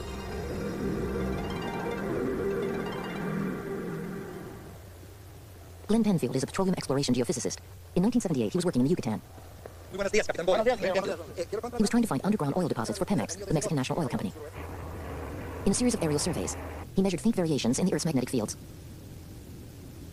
With luck, these would reveal oil-bearing structures beneath the surface. The work was straightforward enough. But as the survey progressed, something unexpected began to emerge. From the beginning, when we first collected data from the aircraft, I began noticing a pattern of extraordinary symmetry in the magnetic anomalies.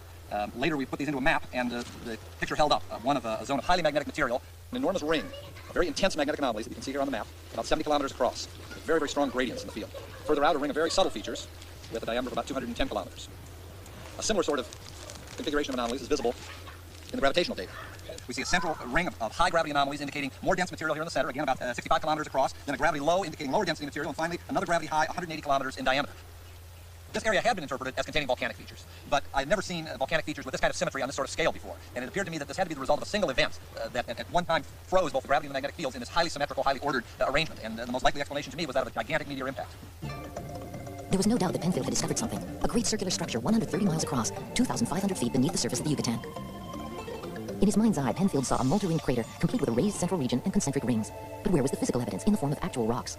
We lacked any samples to prove it. We had these excellent geophysical data sets, magnetic and gravity data, but not the physical samples which could establish once and for all that this was a gigantic impact feature. In the 1950s, the oil company had drilled exploratory wells in 2 places in the Yucatan. Samples of rock had been taken from both sites. When to see them, they had all been lost or destroyed. In 1982, refusing to give up, Penfield went to the Yucatan to see if some rock samples had been left at the sites. First, he looked in the village of Socapuk.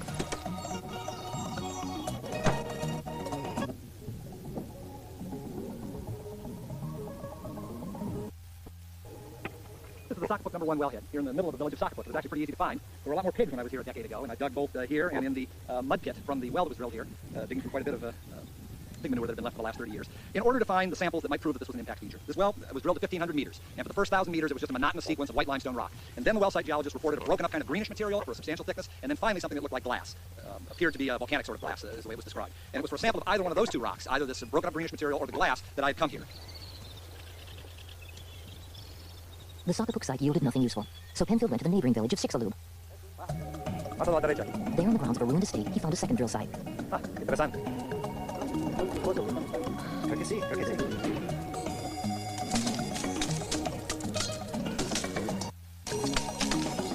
Chicxulub #1. Total depth 1,581 meters, 620.52.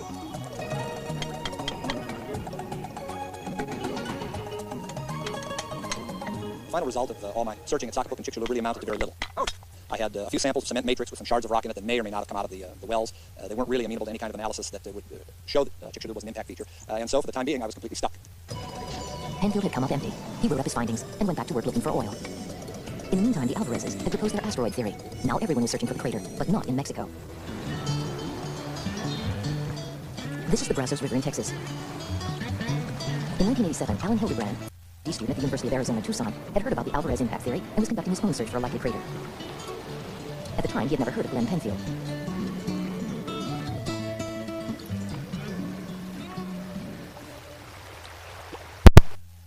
Today, the Brazos River here is about 200 miles from the Gulf Coast. 65 million years ago, the late Cretaceous Sea covered this area. Here was about 500 feet deep. Along the banks of this river, we see the fossils of ammonites and other marine creatures that lived along with the dinosaurs, went extinct along with the dinosaurs at the end of the Cretaceous.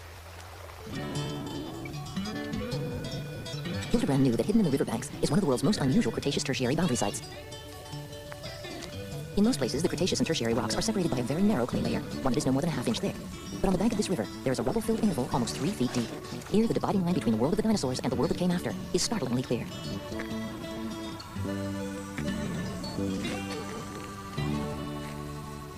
This outcrop shows the Cretaceous tertiary boundary section. My feet are resting on the Cretaceous sediments. This is mud that was deposited in the sea that was about 500 feet deep. Here's the base of the tertiary. From here upwards, we have sediments that represent a time when the dinosaurs were extinct. There's about 3 feet of sediment in between that indicates something extraordinary happened here. In particular, this lump of gray clay, which is a bit indistinct, you see it goes around like so.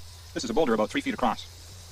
something happened that was able to uproot this gray clay from the Cretaceous seafloor and transport it and dump it here. Similar deposits of rubble like this occur all along the southern coast of North America at the Cretaceous tertiary boundary.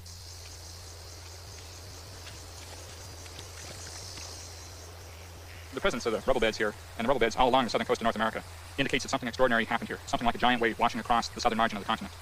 We can't imagine how such a giant wave could have formed except for something like an impact in the ocean. Still unaware of Penfield's work in the Yucatan, Hildebrand first suspected that a circular feature on the ocean floor off the coast of Colombia might be the crater. He was looking for the bruise left on the face of the Earth by a meteorite blow. Then he heard about another site, this one in Haiti.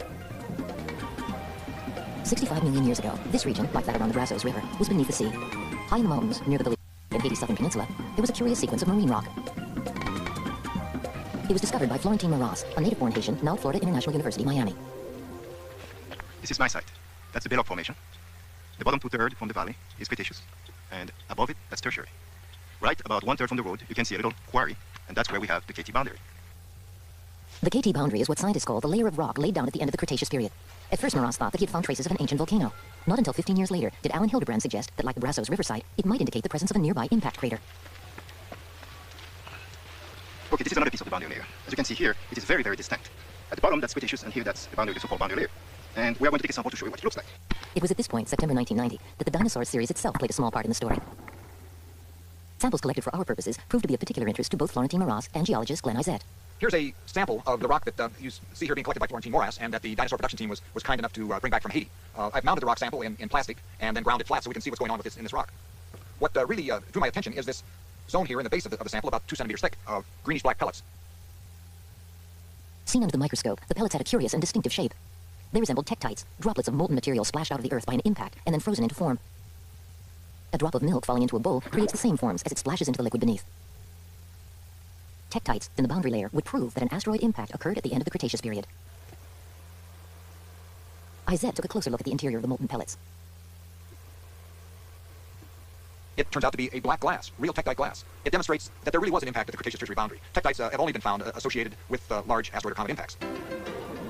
Meanwhile, Alan Hildebrand was still scouring the scientific literature, looking for word on circular features that would prove an impact once occurred. Finally, he came across Penfield's article on the Yucatan crater. In it, Penfield mentioned the lost samples of rock. But where were they? Hildebrand persisted in his search. I wrote people, I called people, I talked to dozens of different people, and finally, with the help of colleagues, we got lucky, and I found that a set of samples had been sitting in New Orleans for the last 20 years. In April 1990, Hildebrand passed the information along to Glenn Penfield, and Penfield paid a visit to the geology department at the University of New Orleans. After 12 years, his quest was almost over.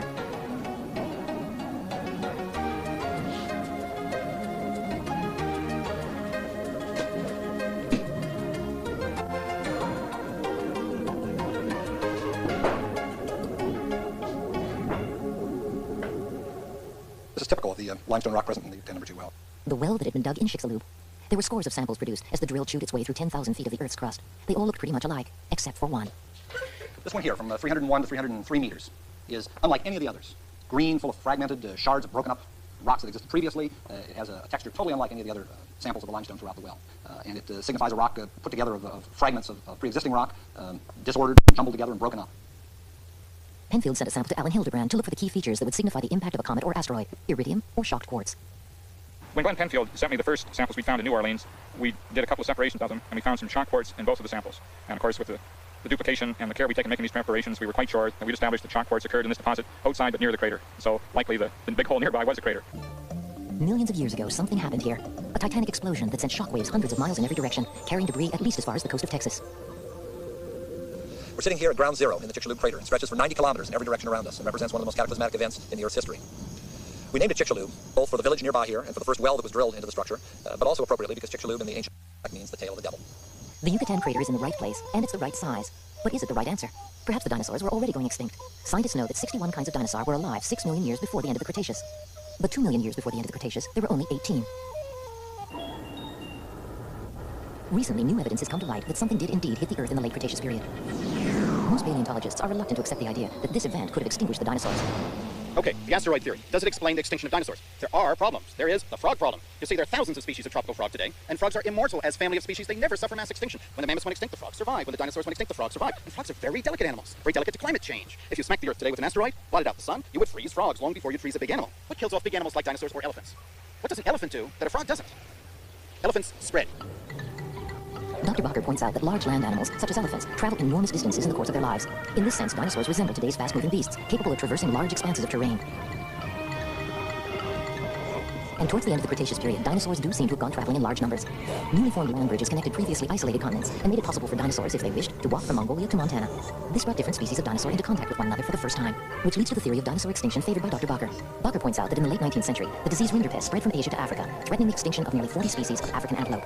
In the same way, he argues, when dinosaurs crossed the land bridges, they were exposed to new strains of disease that could have wreaked havoc among dinosaur populations.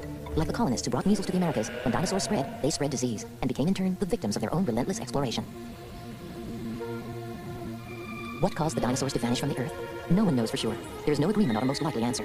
But what we do know, as a result of the surge in dinosaur studies over the last 40 years, is that the old picture of dinosaurs was wrong. These were not sluggish, small-brained blimps. They were gloriously varied creatures, some striding boldly along on 4 legs, others skimming the ground on 2. Some were hot-blooded, many were gregarious and social. They traveled far and wide, armed and ready to do battle for food or to die in defense of their young. Tyrannosaurus rex, Iguanodon, Brontosaurus, Deinonychus, Stegosaurus. Though long dead and buried, they still roam free in the forests of our imaginations. And more of their kind wait still, frozen in stone, to enthrall those who come after us, children and scientists alike.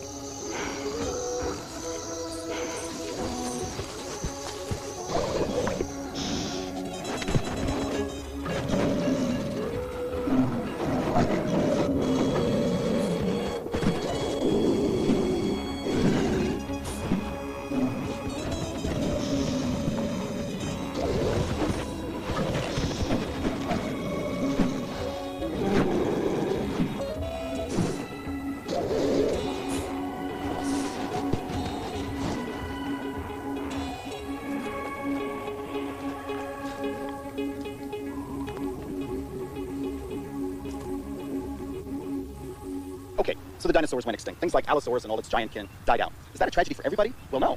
If you were small, you survived. And if you were small and furry and had a twitchy nose and beady eyes like this chap, you could evolve into a wonderful range of big mammal families. You could evolve into moose, you could evolve into aardvarks, into warthogs, into apes, into humans. So from an ancestor like this came people.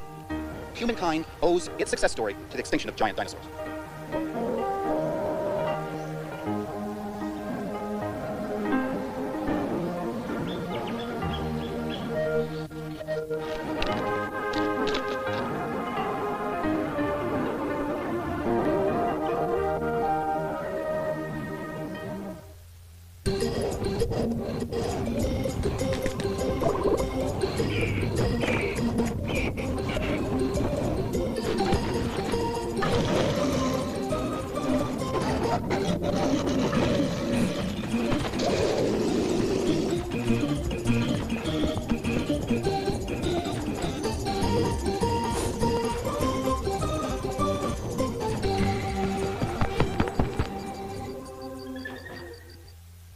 The Dinosaurs was made possible by the Corporation for Public Broadcasting and the financial support of viewers like you.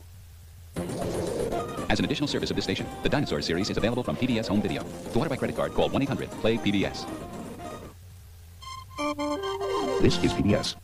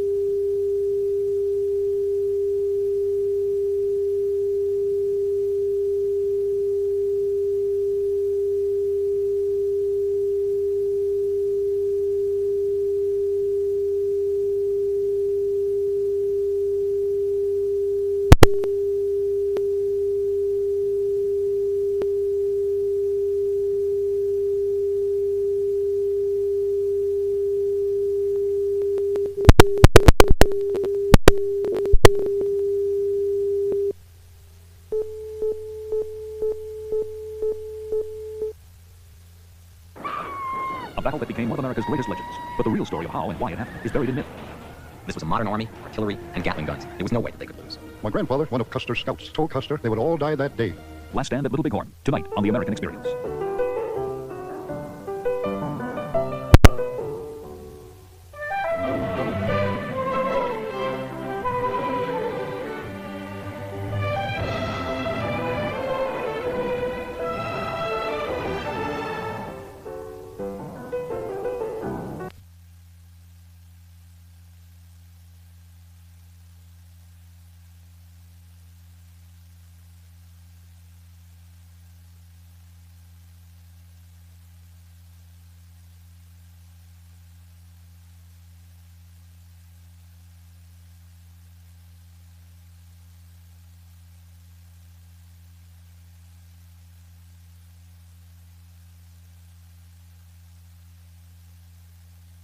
Okay.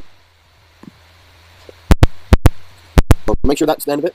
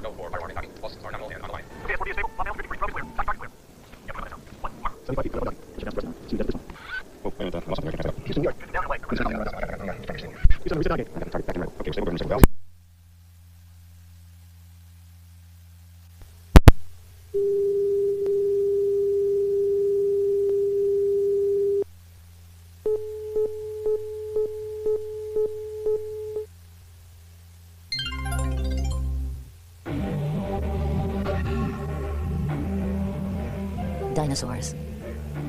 Earth shakers and plunderers. Killing machines. The original experts in martial arts. For 160 million years, they were the masters of the planet. And then, in a flash of geologic time, they died out. Vanished. Forgotten. A buried menagerie of skeleton beasts, lying in wait just below the skin of the earth. This is the story of how dinosaurs came back to life. And of the men and women who have devoted themselves to reviving them. Amateur bone hunters, professional paleontologists, artists. It is a grueling work in the broiling sun. High adventure, much hands-on labor, and more than a little luck. We have bone, yeah. With the pieces of the puzzle being stitched together by means of meticulous laboratory science. It's the story of dedicated fossil finders who spend long days chipping away dirt inch by gravelly inch so that the monster can finally be raised from its rocky tomb. And there still remains a shroud over the greatest mystery of all. Why have all the dinosaurs vanished?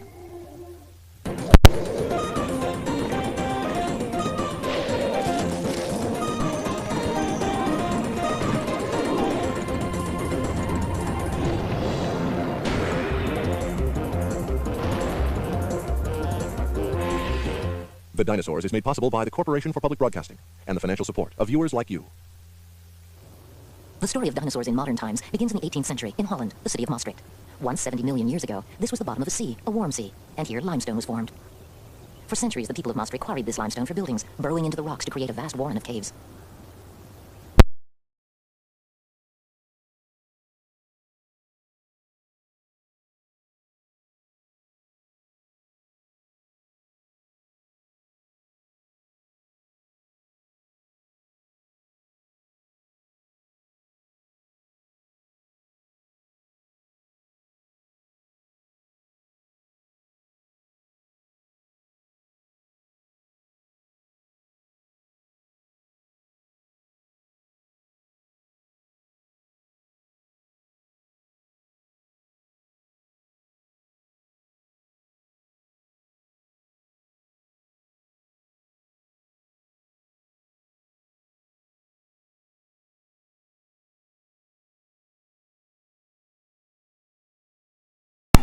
25 years later, the jaw of the monster attracted the attention of the French Revolutionary Army, who occupied Maastricht in 1795. They claimed the jawbone for France, where to this day it reposes in the National Museum of Natural History in Paris.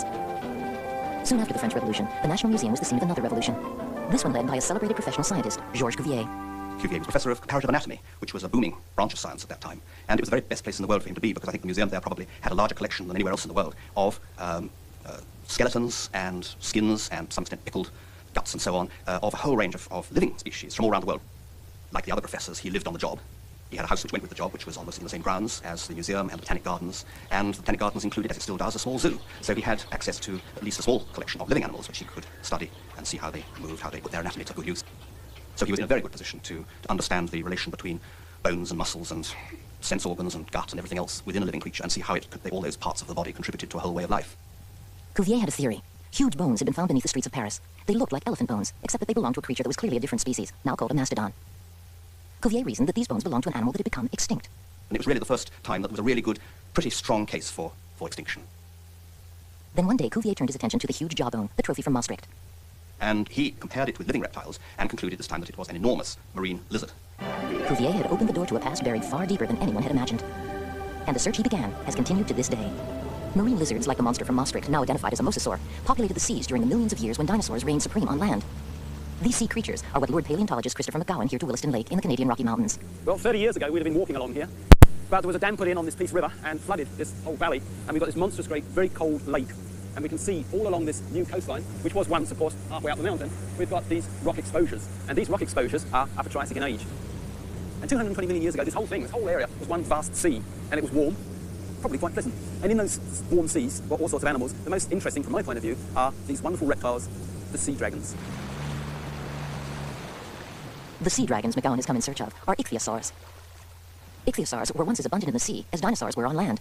But this one gives us a nice picture of what a complete ichthyosaur looks like. You can see, starting up at the sharp end here, they've got this long, pointed snout, lots of teeth, all the best for grabbing at fishes. Very, very large eye socket here, very large eye. And they don't have legs as such, they have fins here. But the whole thing looks very fishy, doesn't it, really? And this is why they got the name of ichthyosaur, meaning fish lizard. After Maastricht, more finds were reported from all over Europe, as quarrymen and miners dug through rocks laid down over 200 million years ago, in the period of geologic time known as the Triassic, and the two periods that followed, the Jurassic and the Cretaceous. Here were the inhabitants of ancient oceans, mosasaurs, like the creature from Maastricht, plesiosaurs and ichthyosaurs, and above them, flying reptiles called pterosaurs, who had developed thin membranes across the bones of their fingers that made them capable of taking to the air.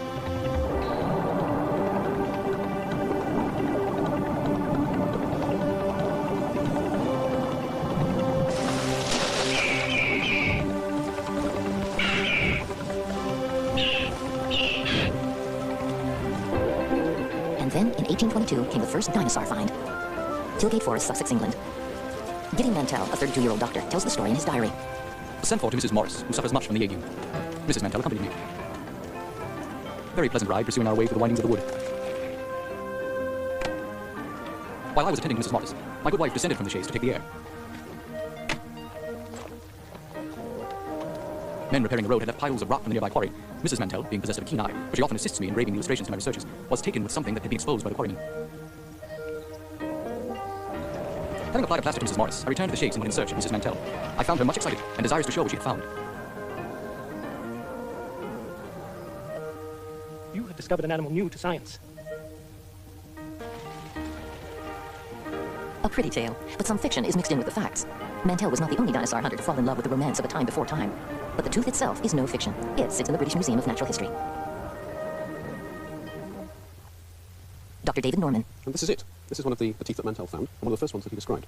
If you look at the crown surface, you can see these lovely, long, smooth ridges which run down the surface of the crown. And then on the edges of the crown, these little crenellations. This animal was not only large and a reptile, but also a plant eater. And that's an unusual thing. At the time, no giant plant-eating reptiles were known.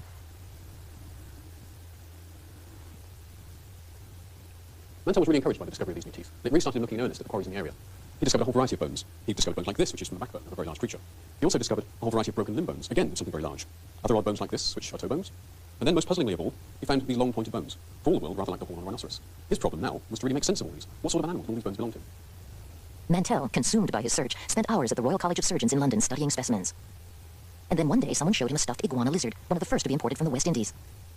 The teeth, when Mantell looked at them, were very similar to his mystery animal. They were leaf-shaped, and they had very roughened edges, just like the roughened edges, as you can see in this specimen here. The conclusion Mantell drew, therefore, was that he had discovered a gigantic herbivorous lizard. Mantell was still a long way from reconstructing his animal, but then a jumble of bones was unearthed from a quarry in Maidstone, Kent. Mantell made this sketch of the remains. A Maidstone specimen.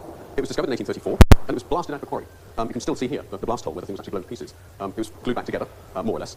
So what did he do? Well, he looked at this jumble of bones. He could see, for example, over here, there's a row of vertebrae from the backbone. If you look at the center of the slab, you can see that there are these long brown bones here. These are evidently leg bones of one sort or another. And yet, up here, there's a scattering of toe bones. So you've clearly got a real jigsaw puzzle. And he was presented with this problem. How did this puzzle actually fit together? Once again, it was a tooth that gave Mantell the clue he needed. On the inside of this surface, you can see a series of quite broad ridges running down the surface of the tooth. And then right along this edge, there's some very, very fine ridges. And they're absolutely characteristic of the iguana lizard. By the mid-1830s, Mantell had accumulated enough evidence in the form of teeth, bones, and pieces to be able to attempt what you see here, which is the first ever reconstruction of one of these extinct giant reptiles. If you look very carefully at the diagram, there are one or two interesting features that you can see. In the backbone, there are groups of 4 vertebrae, and they're just like the ones that you can see on the mantelpiece. In addition, on the front of the head, there's this tiny conical spike. Which to Mantell looked much like the spike on an iguana lizard. Very interestingly, he's put the horn on the end of the nose. He then said, this is a giant extinct relative of the living iguana, and therefore he gave it a very appropriate name. He called it iguanodon, which means literally iguana tooth. The iguanodon became Mantell's obsession to the exclusion of all else. Mary Ann Mantell took their only daughter and left him. At the end of his life, bankrupt, bereft, sick, Mantell sold his entire collection of bones to the British Museum. 20 years after Mrs. Mantell's discovery in Tilgate Forest, the fossil creatures were finally given a collective name by this man, British paleontologist Sir Richard Owen. Owen was already famous for piecing together a giant extinct bird, a moa, from just one fragment of leg bone. Then in 1841, he wrote a long and learned report. And at the end, he put in some more speculative remarks, and among these, he claimed that certain fossil reptiles that had been discovered in the years before this time were quite unlike any living reptile, so much unlike that they deserved to have a major group named for them, and he promptly named them dinosaurs, Dinosauria in the Latin form.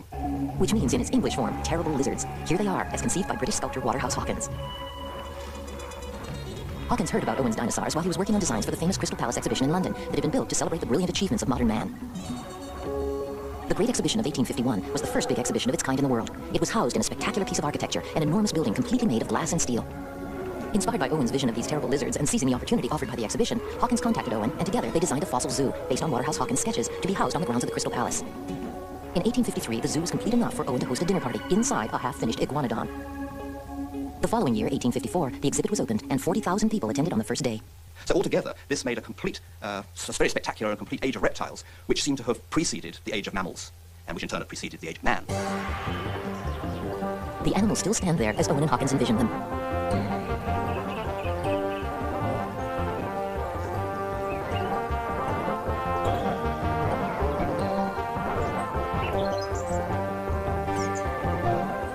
But did dinosaurs really look like this? Planted squarely on 4 feet like bovine armored tanks?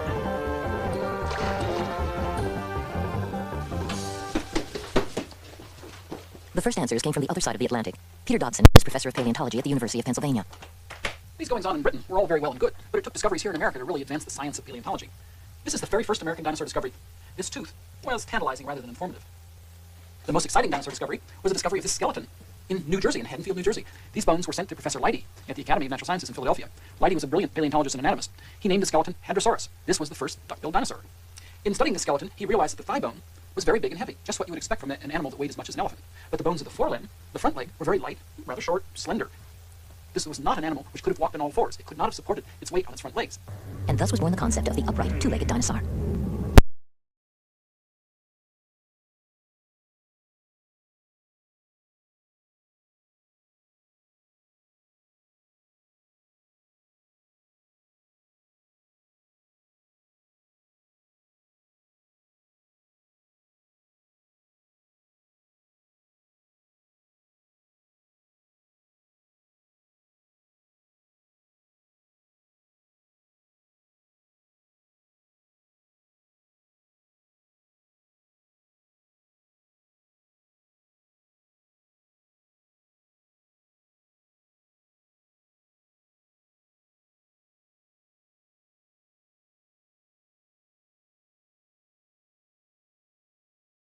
Very long, powerful back legs, ideal for supporting a very heavy animal. Added to that, you've got a very long, powerful tail, and quite short front legs compared with the back legs. Now, these are the proportions of something like a kangaroo. So, not surprisingly, Louis Dollo had them reconstructed on this metal frame in a very kangaroo-like posture. Louis Dollo cleared up one other mystery as well. Do you remember that conical bone, looked rather like a rhinoceros horn, that Mantell had so many problems with? He put it on the nose of his iguanodon. Louis Dollo proved that it wasn't at all on the nose of this creature. It was a defensive weapon, all right, but it was on the hand. It was his thumb. These reconstructions of Louis Dollo have stood here for the best part of 100 years and largely unchallenged. And it's not surprising he was working on complete fossil skeletons. However, not even Dollo was immune to the odd mistake. If you know where to look, you can find a few yourself. Let me show you one.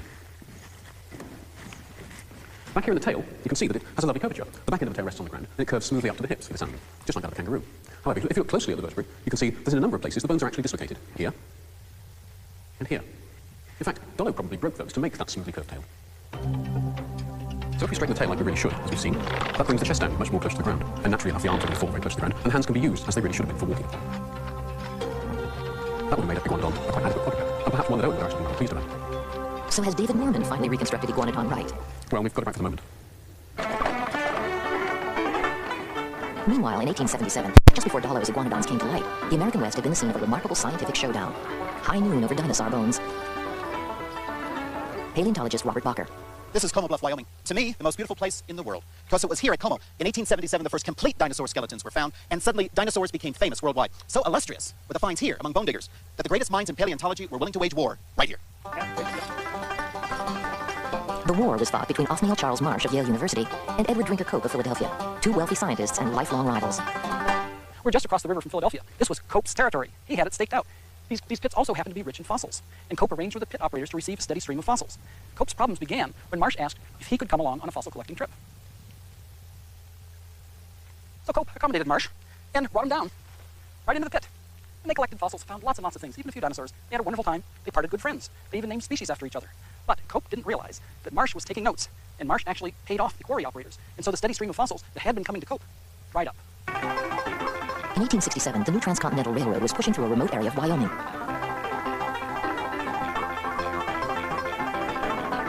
Two railroad men, William Carlin and William Reed, had learned about the new interest in dinosaur fossils back east and wrote to Professor Marsh in New Haven, telling him about some bones they had found while hunting antelope. What they discovered were huge heaps of leg bones and ribs. It was the most colossal pile of dinosaur remains ever found. Carlin and Reed had just kicked off a gigantic Jurassic gold rush. Marsh, using his own private fortune, financed the two railroad men to prospect for bones and send them back to him at Yale University. Back to the east went trainload after trainload of Marsh's dinosaurs, 30 cars or more, hundreds of tons. The tons of bones coming into New Haven excited the envy of Professor Cope in Philadelphia. He sent his own men out to try to sniff around, to try to steal bones from under Marsh's nose. These men were dinosaur rustlers. For 15 glorious years, the digging went on here, from 1877 to 1892. Nothing like it has come since. And the dinosaurs that came from here not only filled museums, they filled magazine articles, encyclopedias, textbooks. They filled people's minds with the whole wonderful pantheon of Jurassic dinosaurs. Brontosaurus, Stegosaurus, Allosaurus, Morosaurus, Creosaurus, the whole glorious crew. In the final tally, Cope identified 56 new species. But Marsh came out ahead.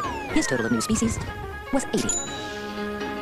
Out of this fierce competition came enough fossils to form the nucleus of 3 or 4 of the world's greatest collections of dinosaur remains, including those at the Yale Peabody Museum, the American Museum of Natural History in New York, and the Smithsonian Institute in Washington.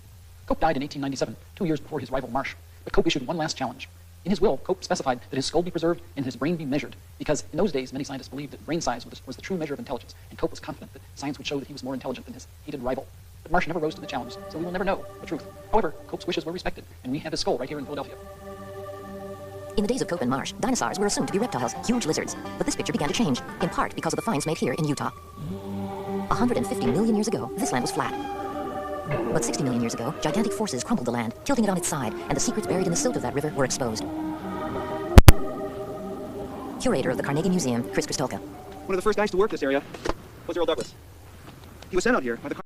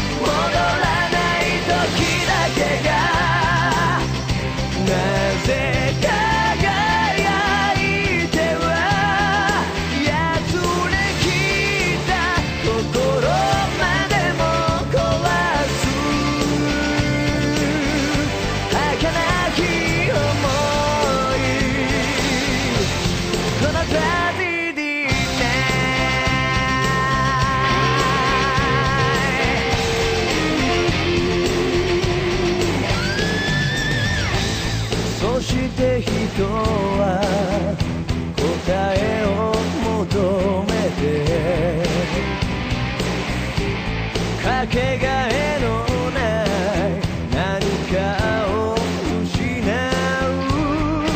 欲望だらけの街じゃ夜空の星屑も僕らを灯せない世界が終わる前に聞か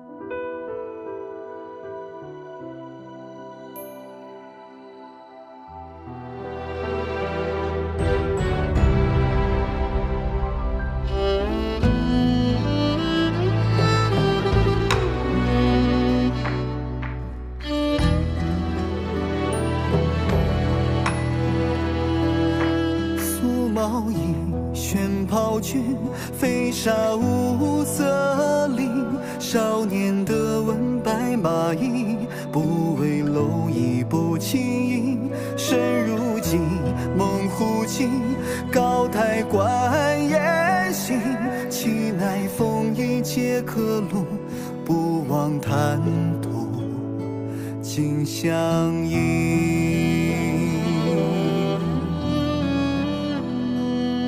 欲从路走马，玄铁印张弓。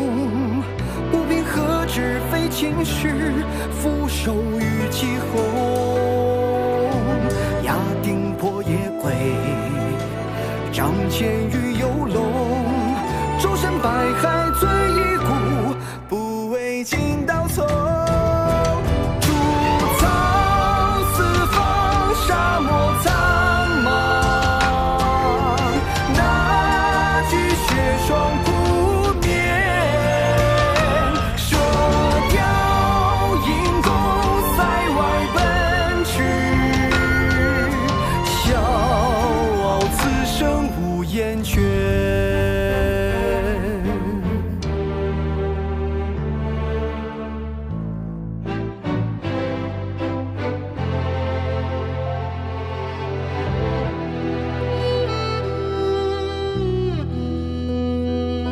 少竹青，自愚钝，那时芙蓉春。浪荡天地同相克，漂泊江湖一行人。着无相，辨情真，天马还方恩。刀枪悬扑心胆碎，却得瑶池九月春。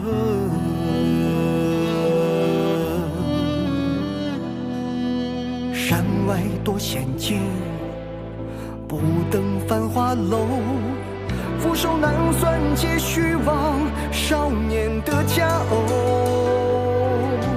天下兵可尽，难过社稷愁。壮志铁血搏葫芦，拱手担心流。竹草四方，沙漠苍茫。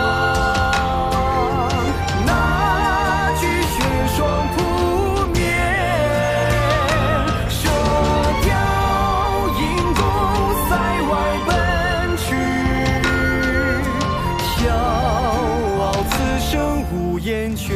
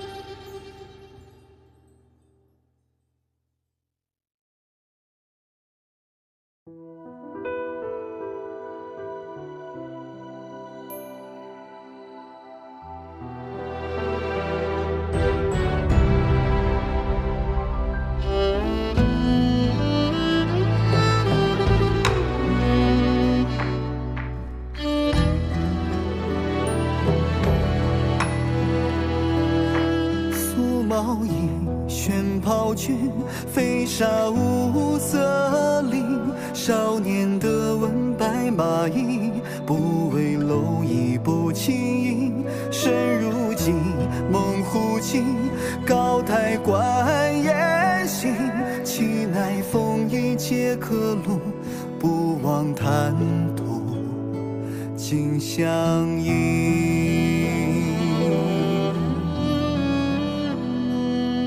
欲从路走马，玄铁印张弓。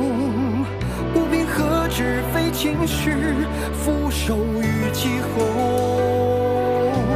压顶破夜归，仗剑于游龙。周身百骸醉一股，不为尽刀丛。竹草四方，沙漠苍茫。那句血霜不灭，射雕引弓塞外奔驰。笑傲此生无厌倦。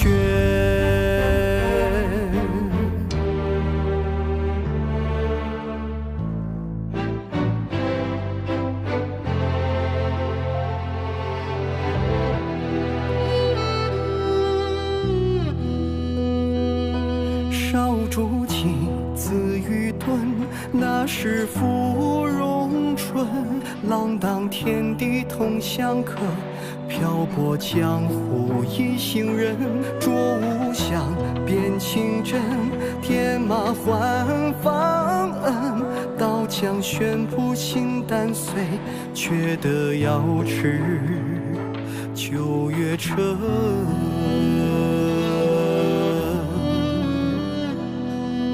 山外多险境，不登繁华楼。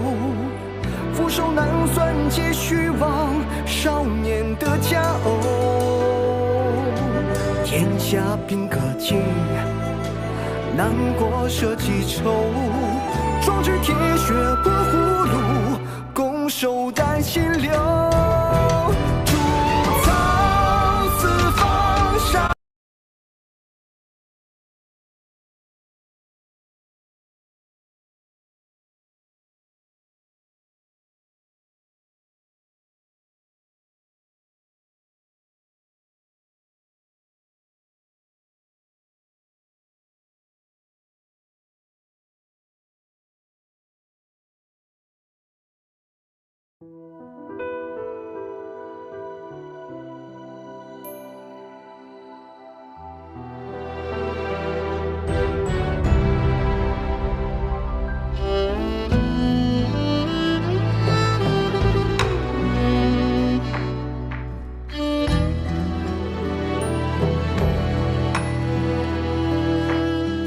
毛衣玄袍裙，飞沙无色林。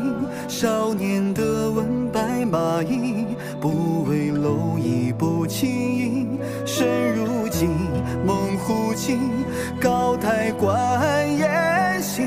岂奈风雨皆可路，不忘贪图尽相迎。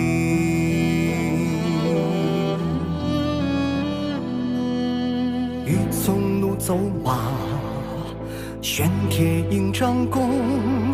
不必何止费尽时，俯首于疾鸿。压顶破夜归，仗剑于游龙。周身百骸醉一股，不为尽刀丛。竹草四方，沙漠苍茫。霜不灭，射雕引弓塞外奔驰。笑傲此生无厌倦。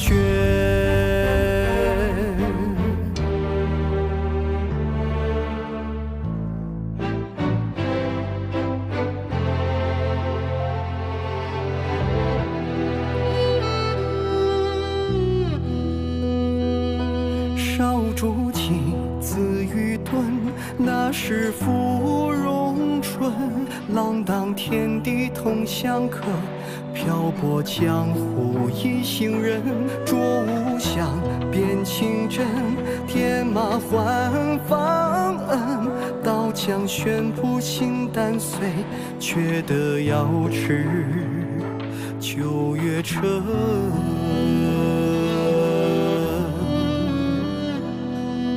山外多险境，不登繁华楼。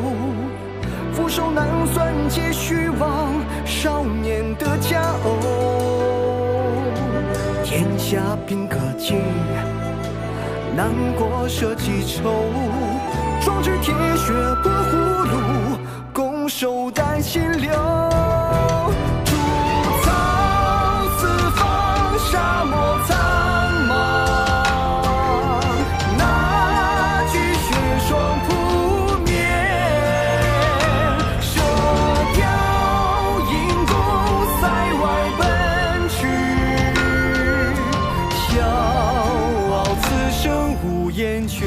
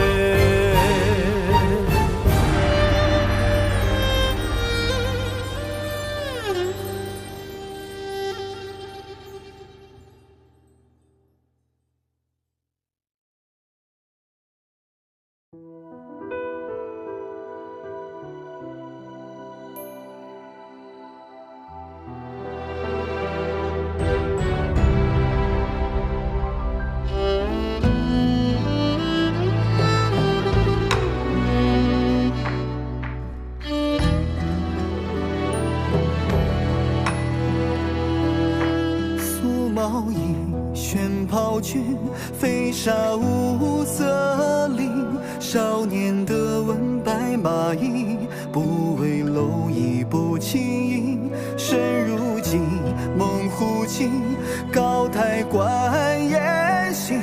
岂奈风雨皆可路，不忘贪。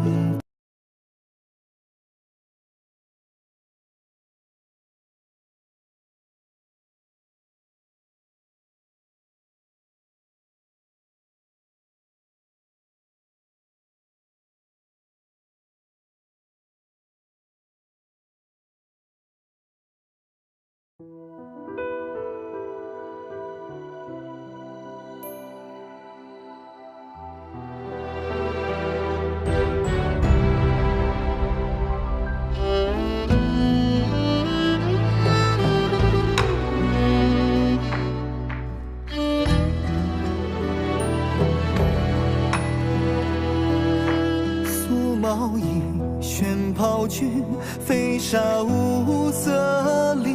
少年的文白马衣，不为蝼蚁不轻盈。身如镜，梦忽惊，高台观烟行。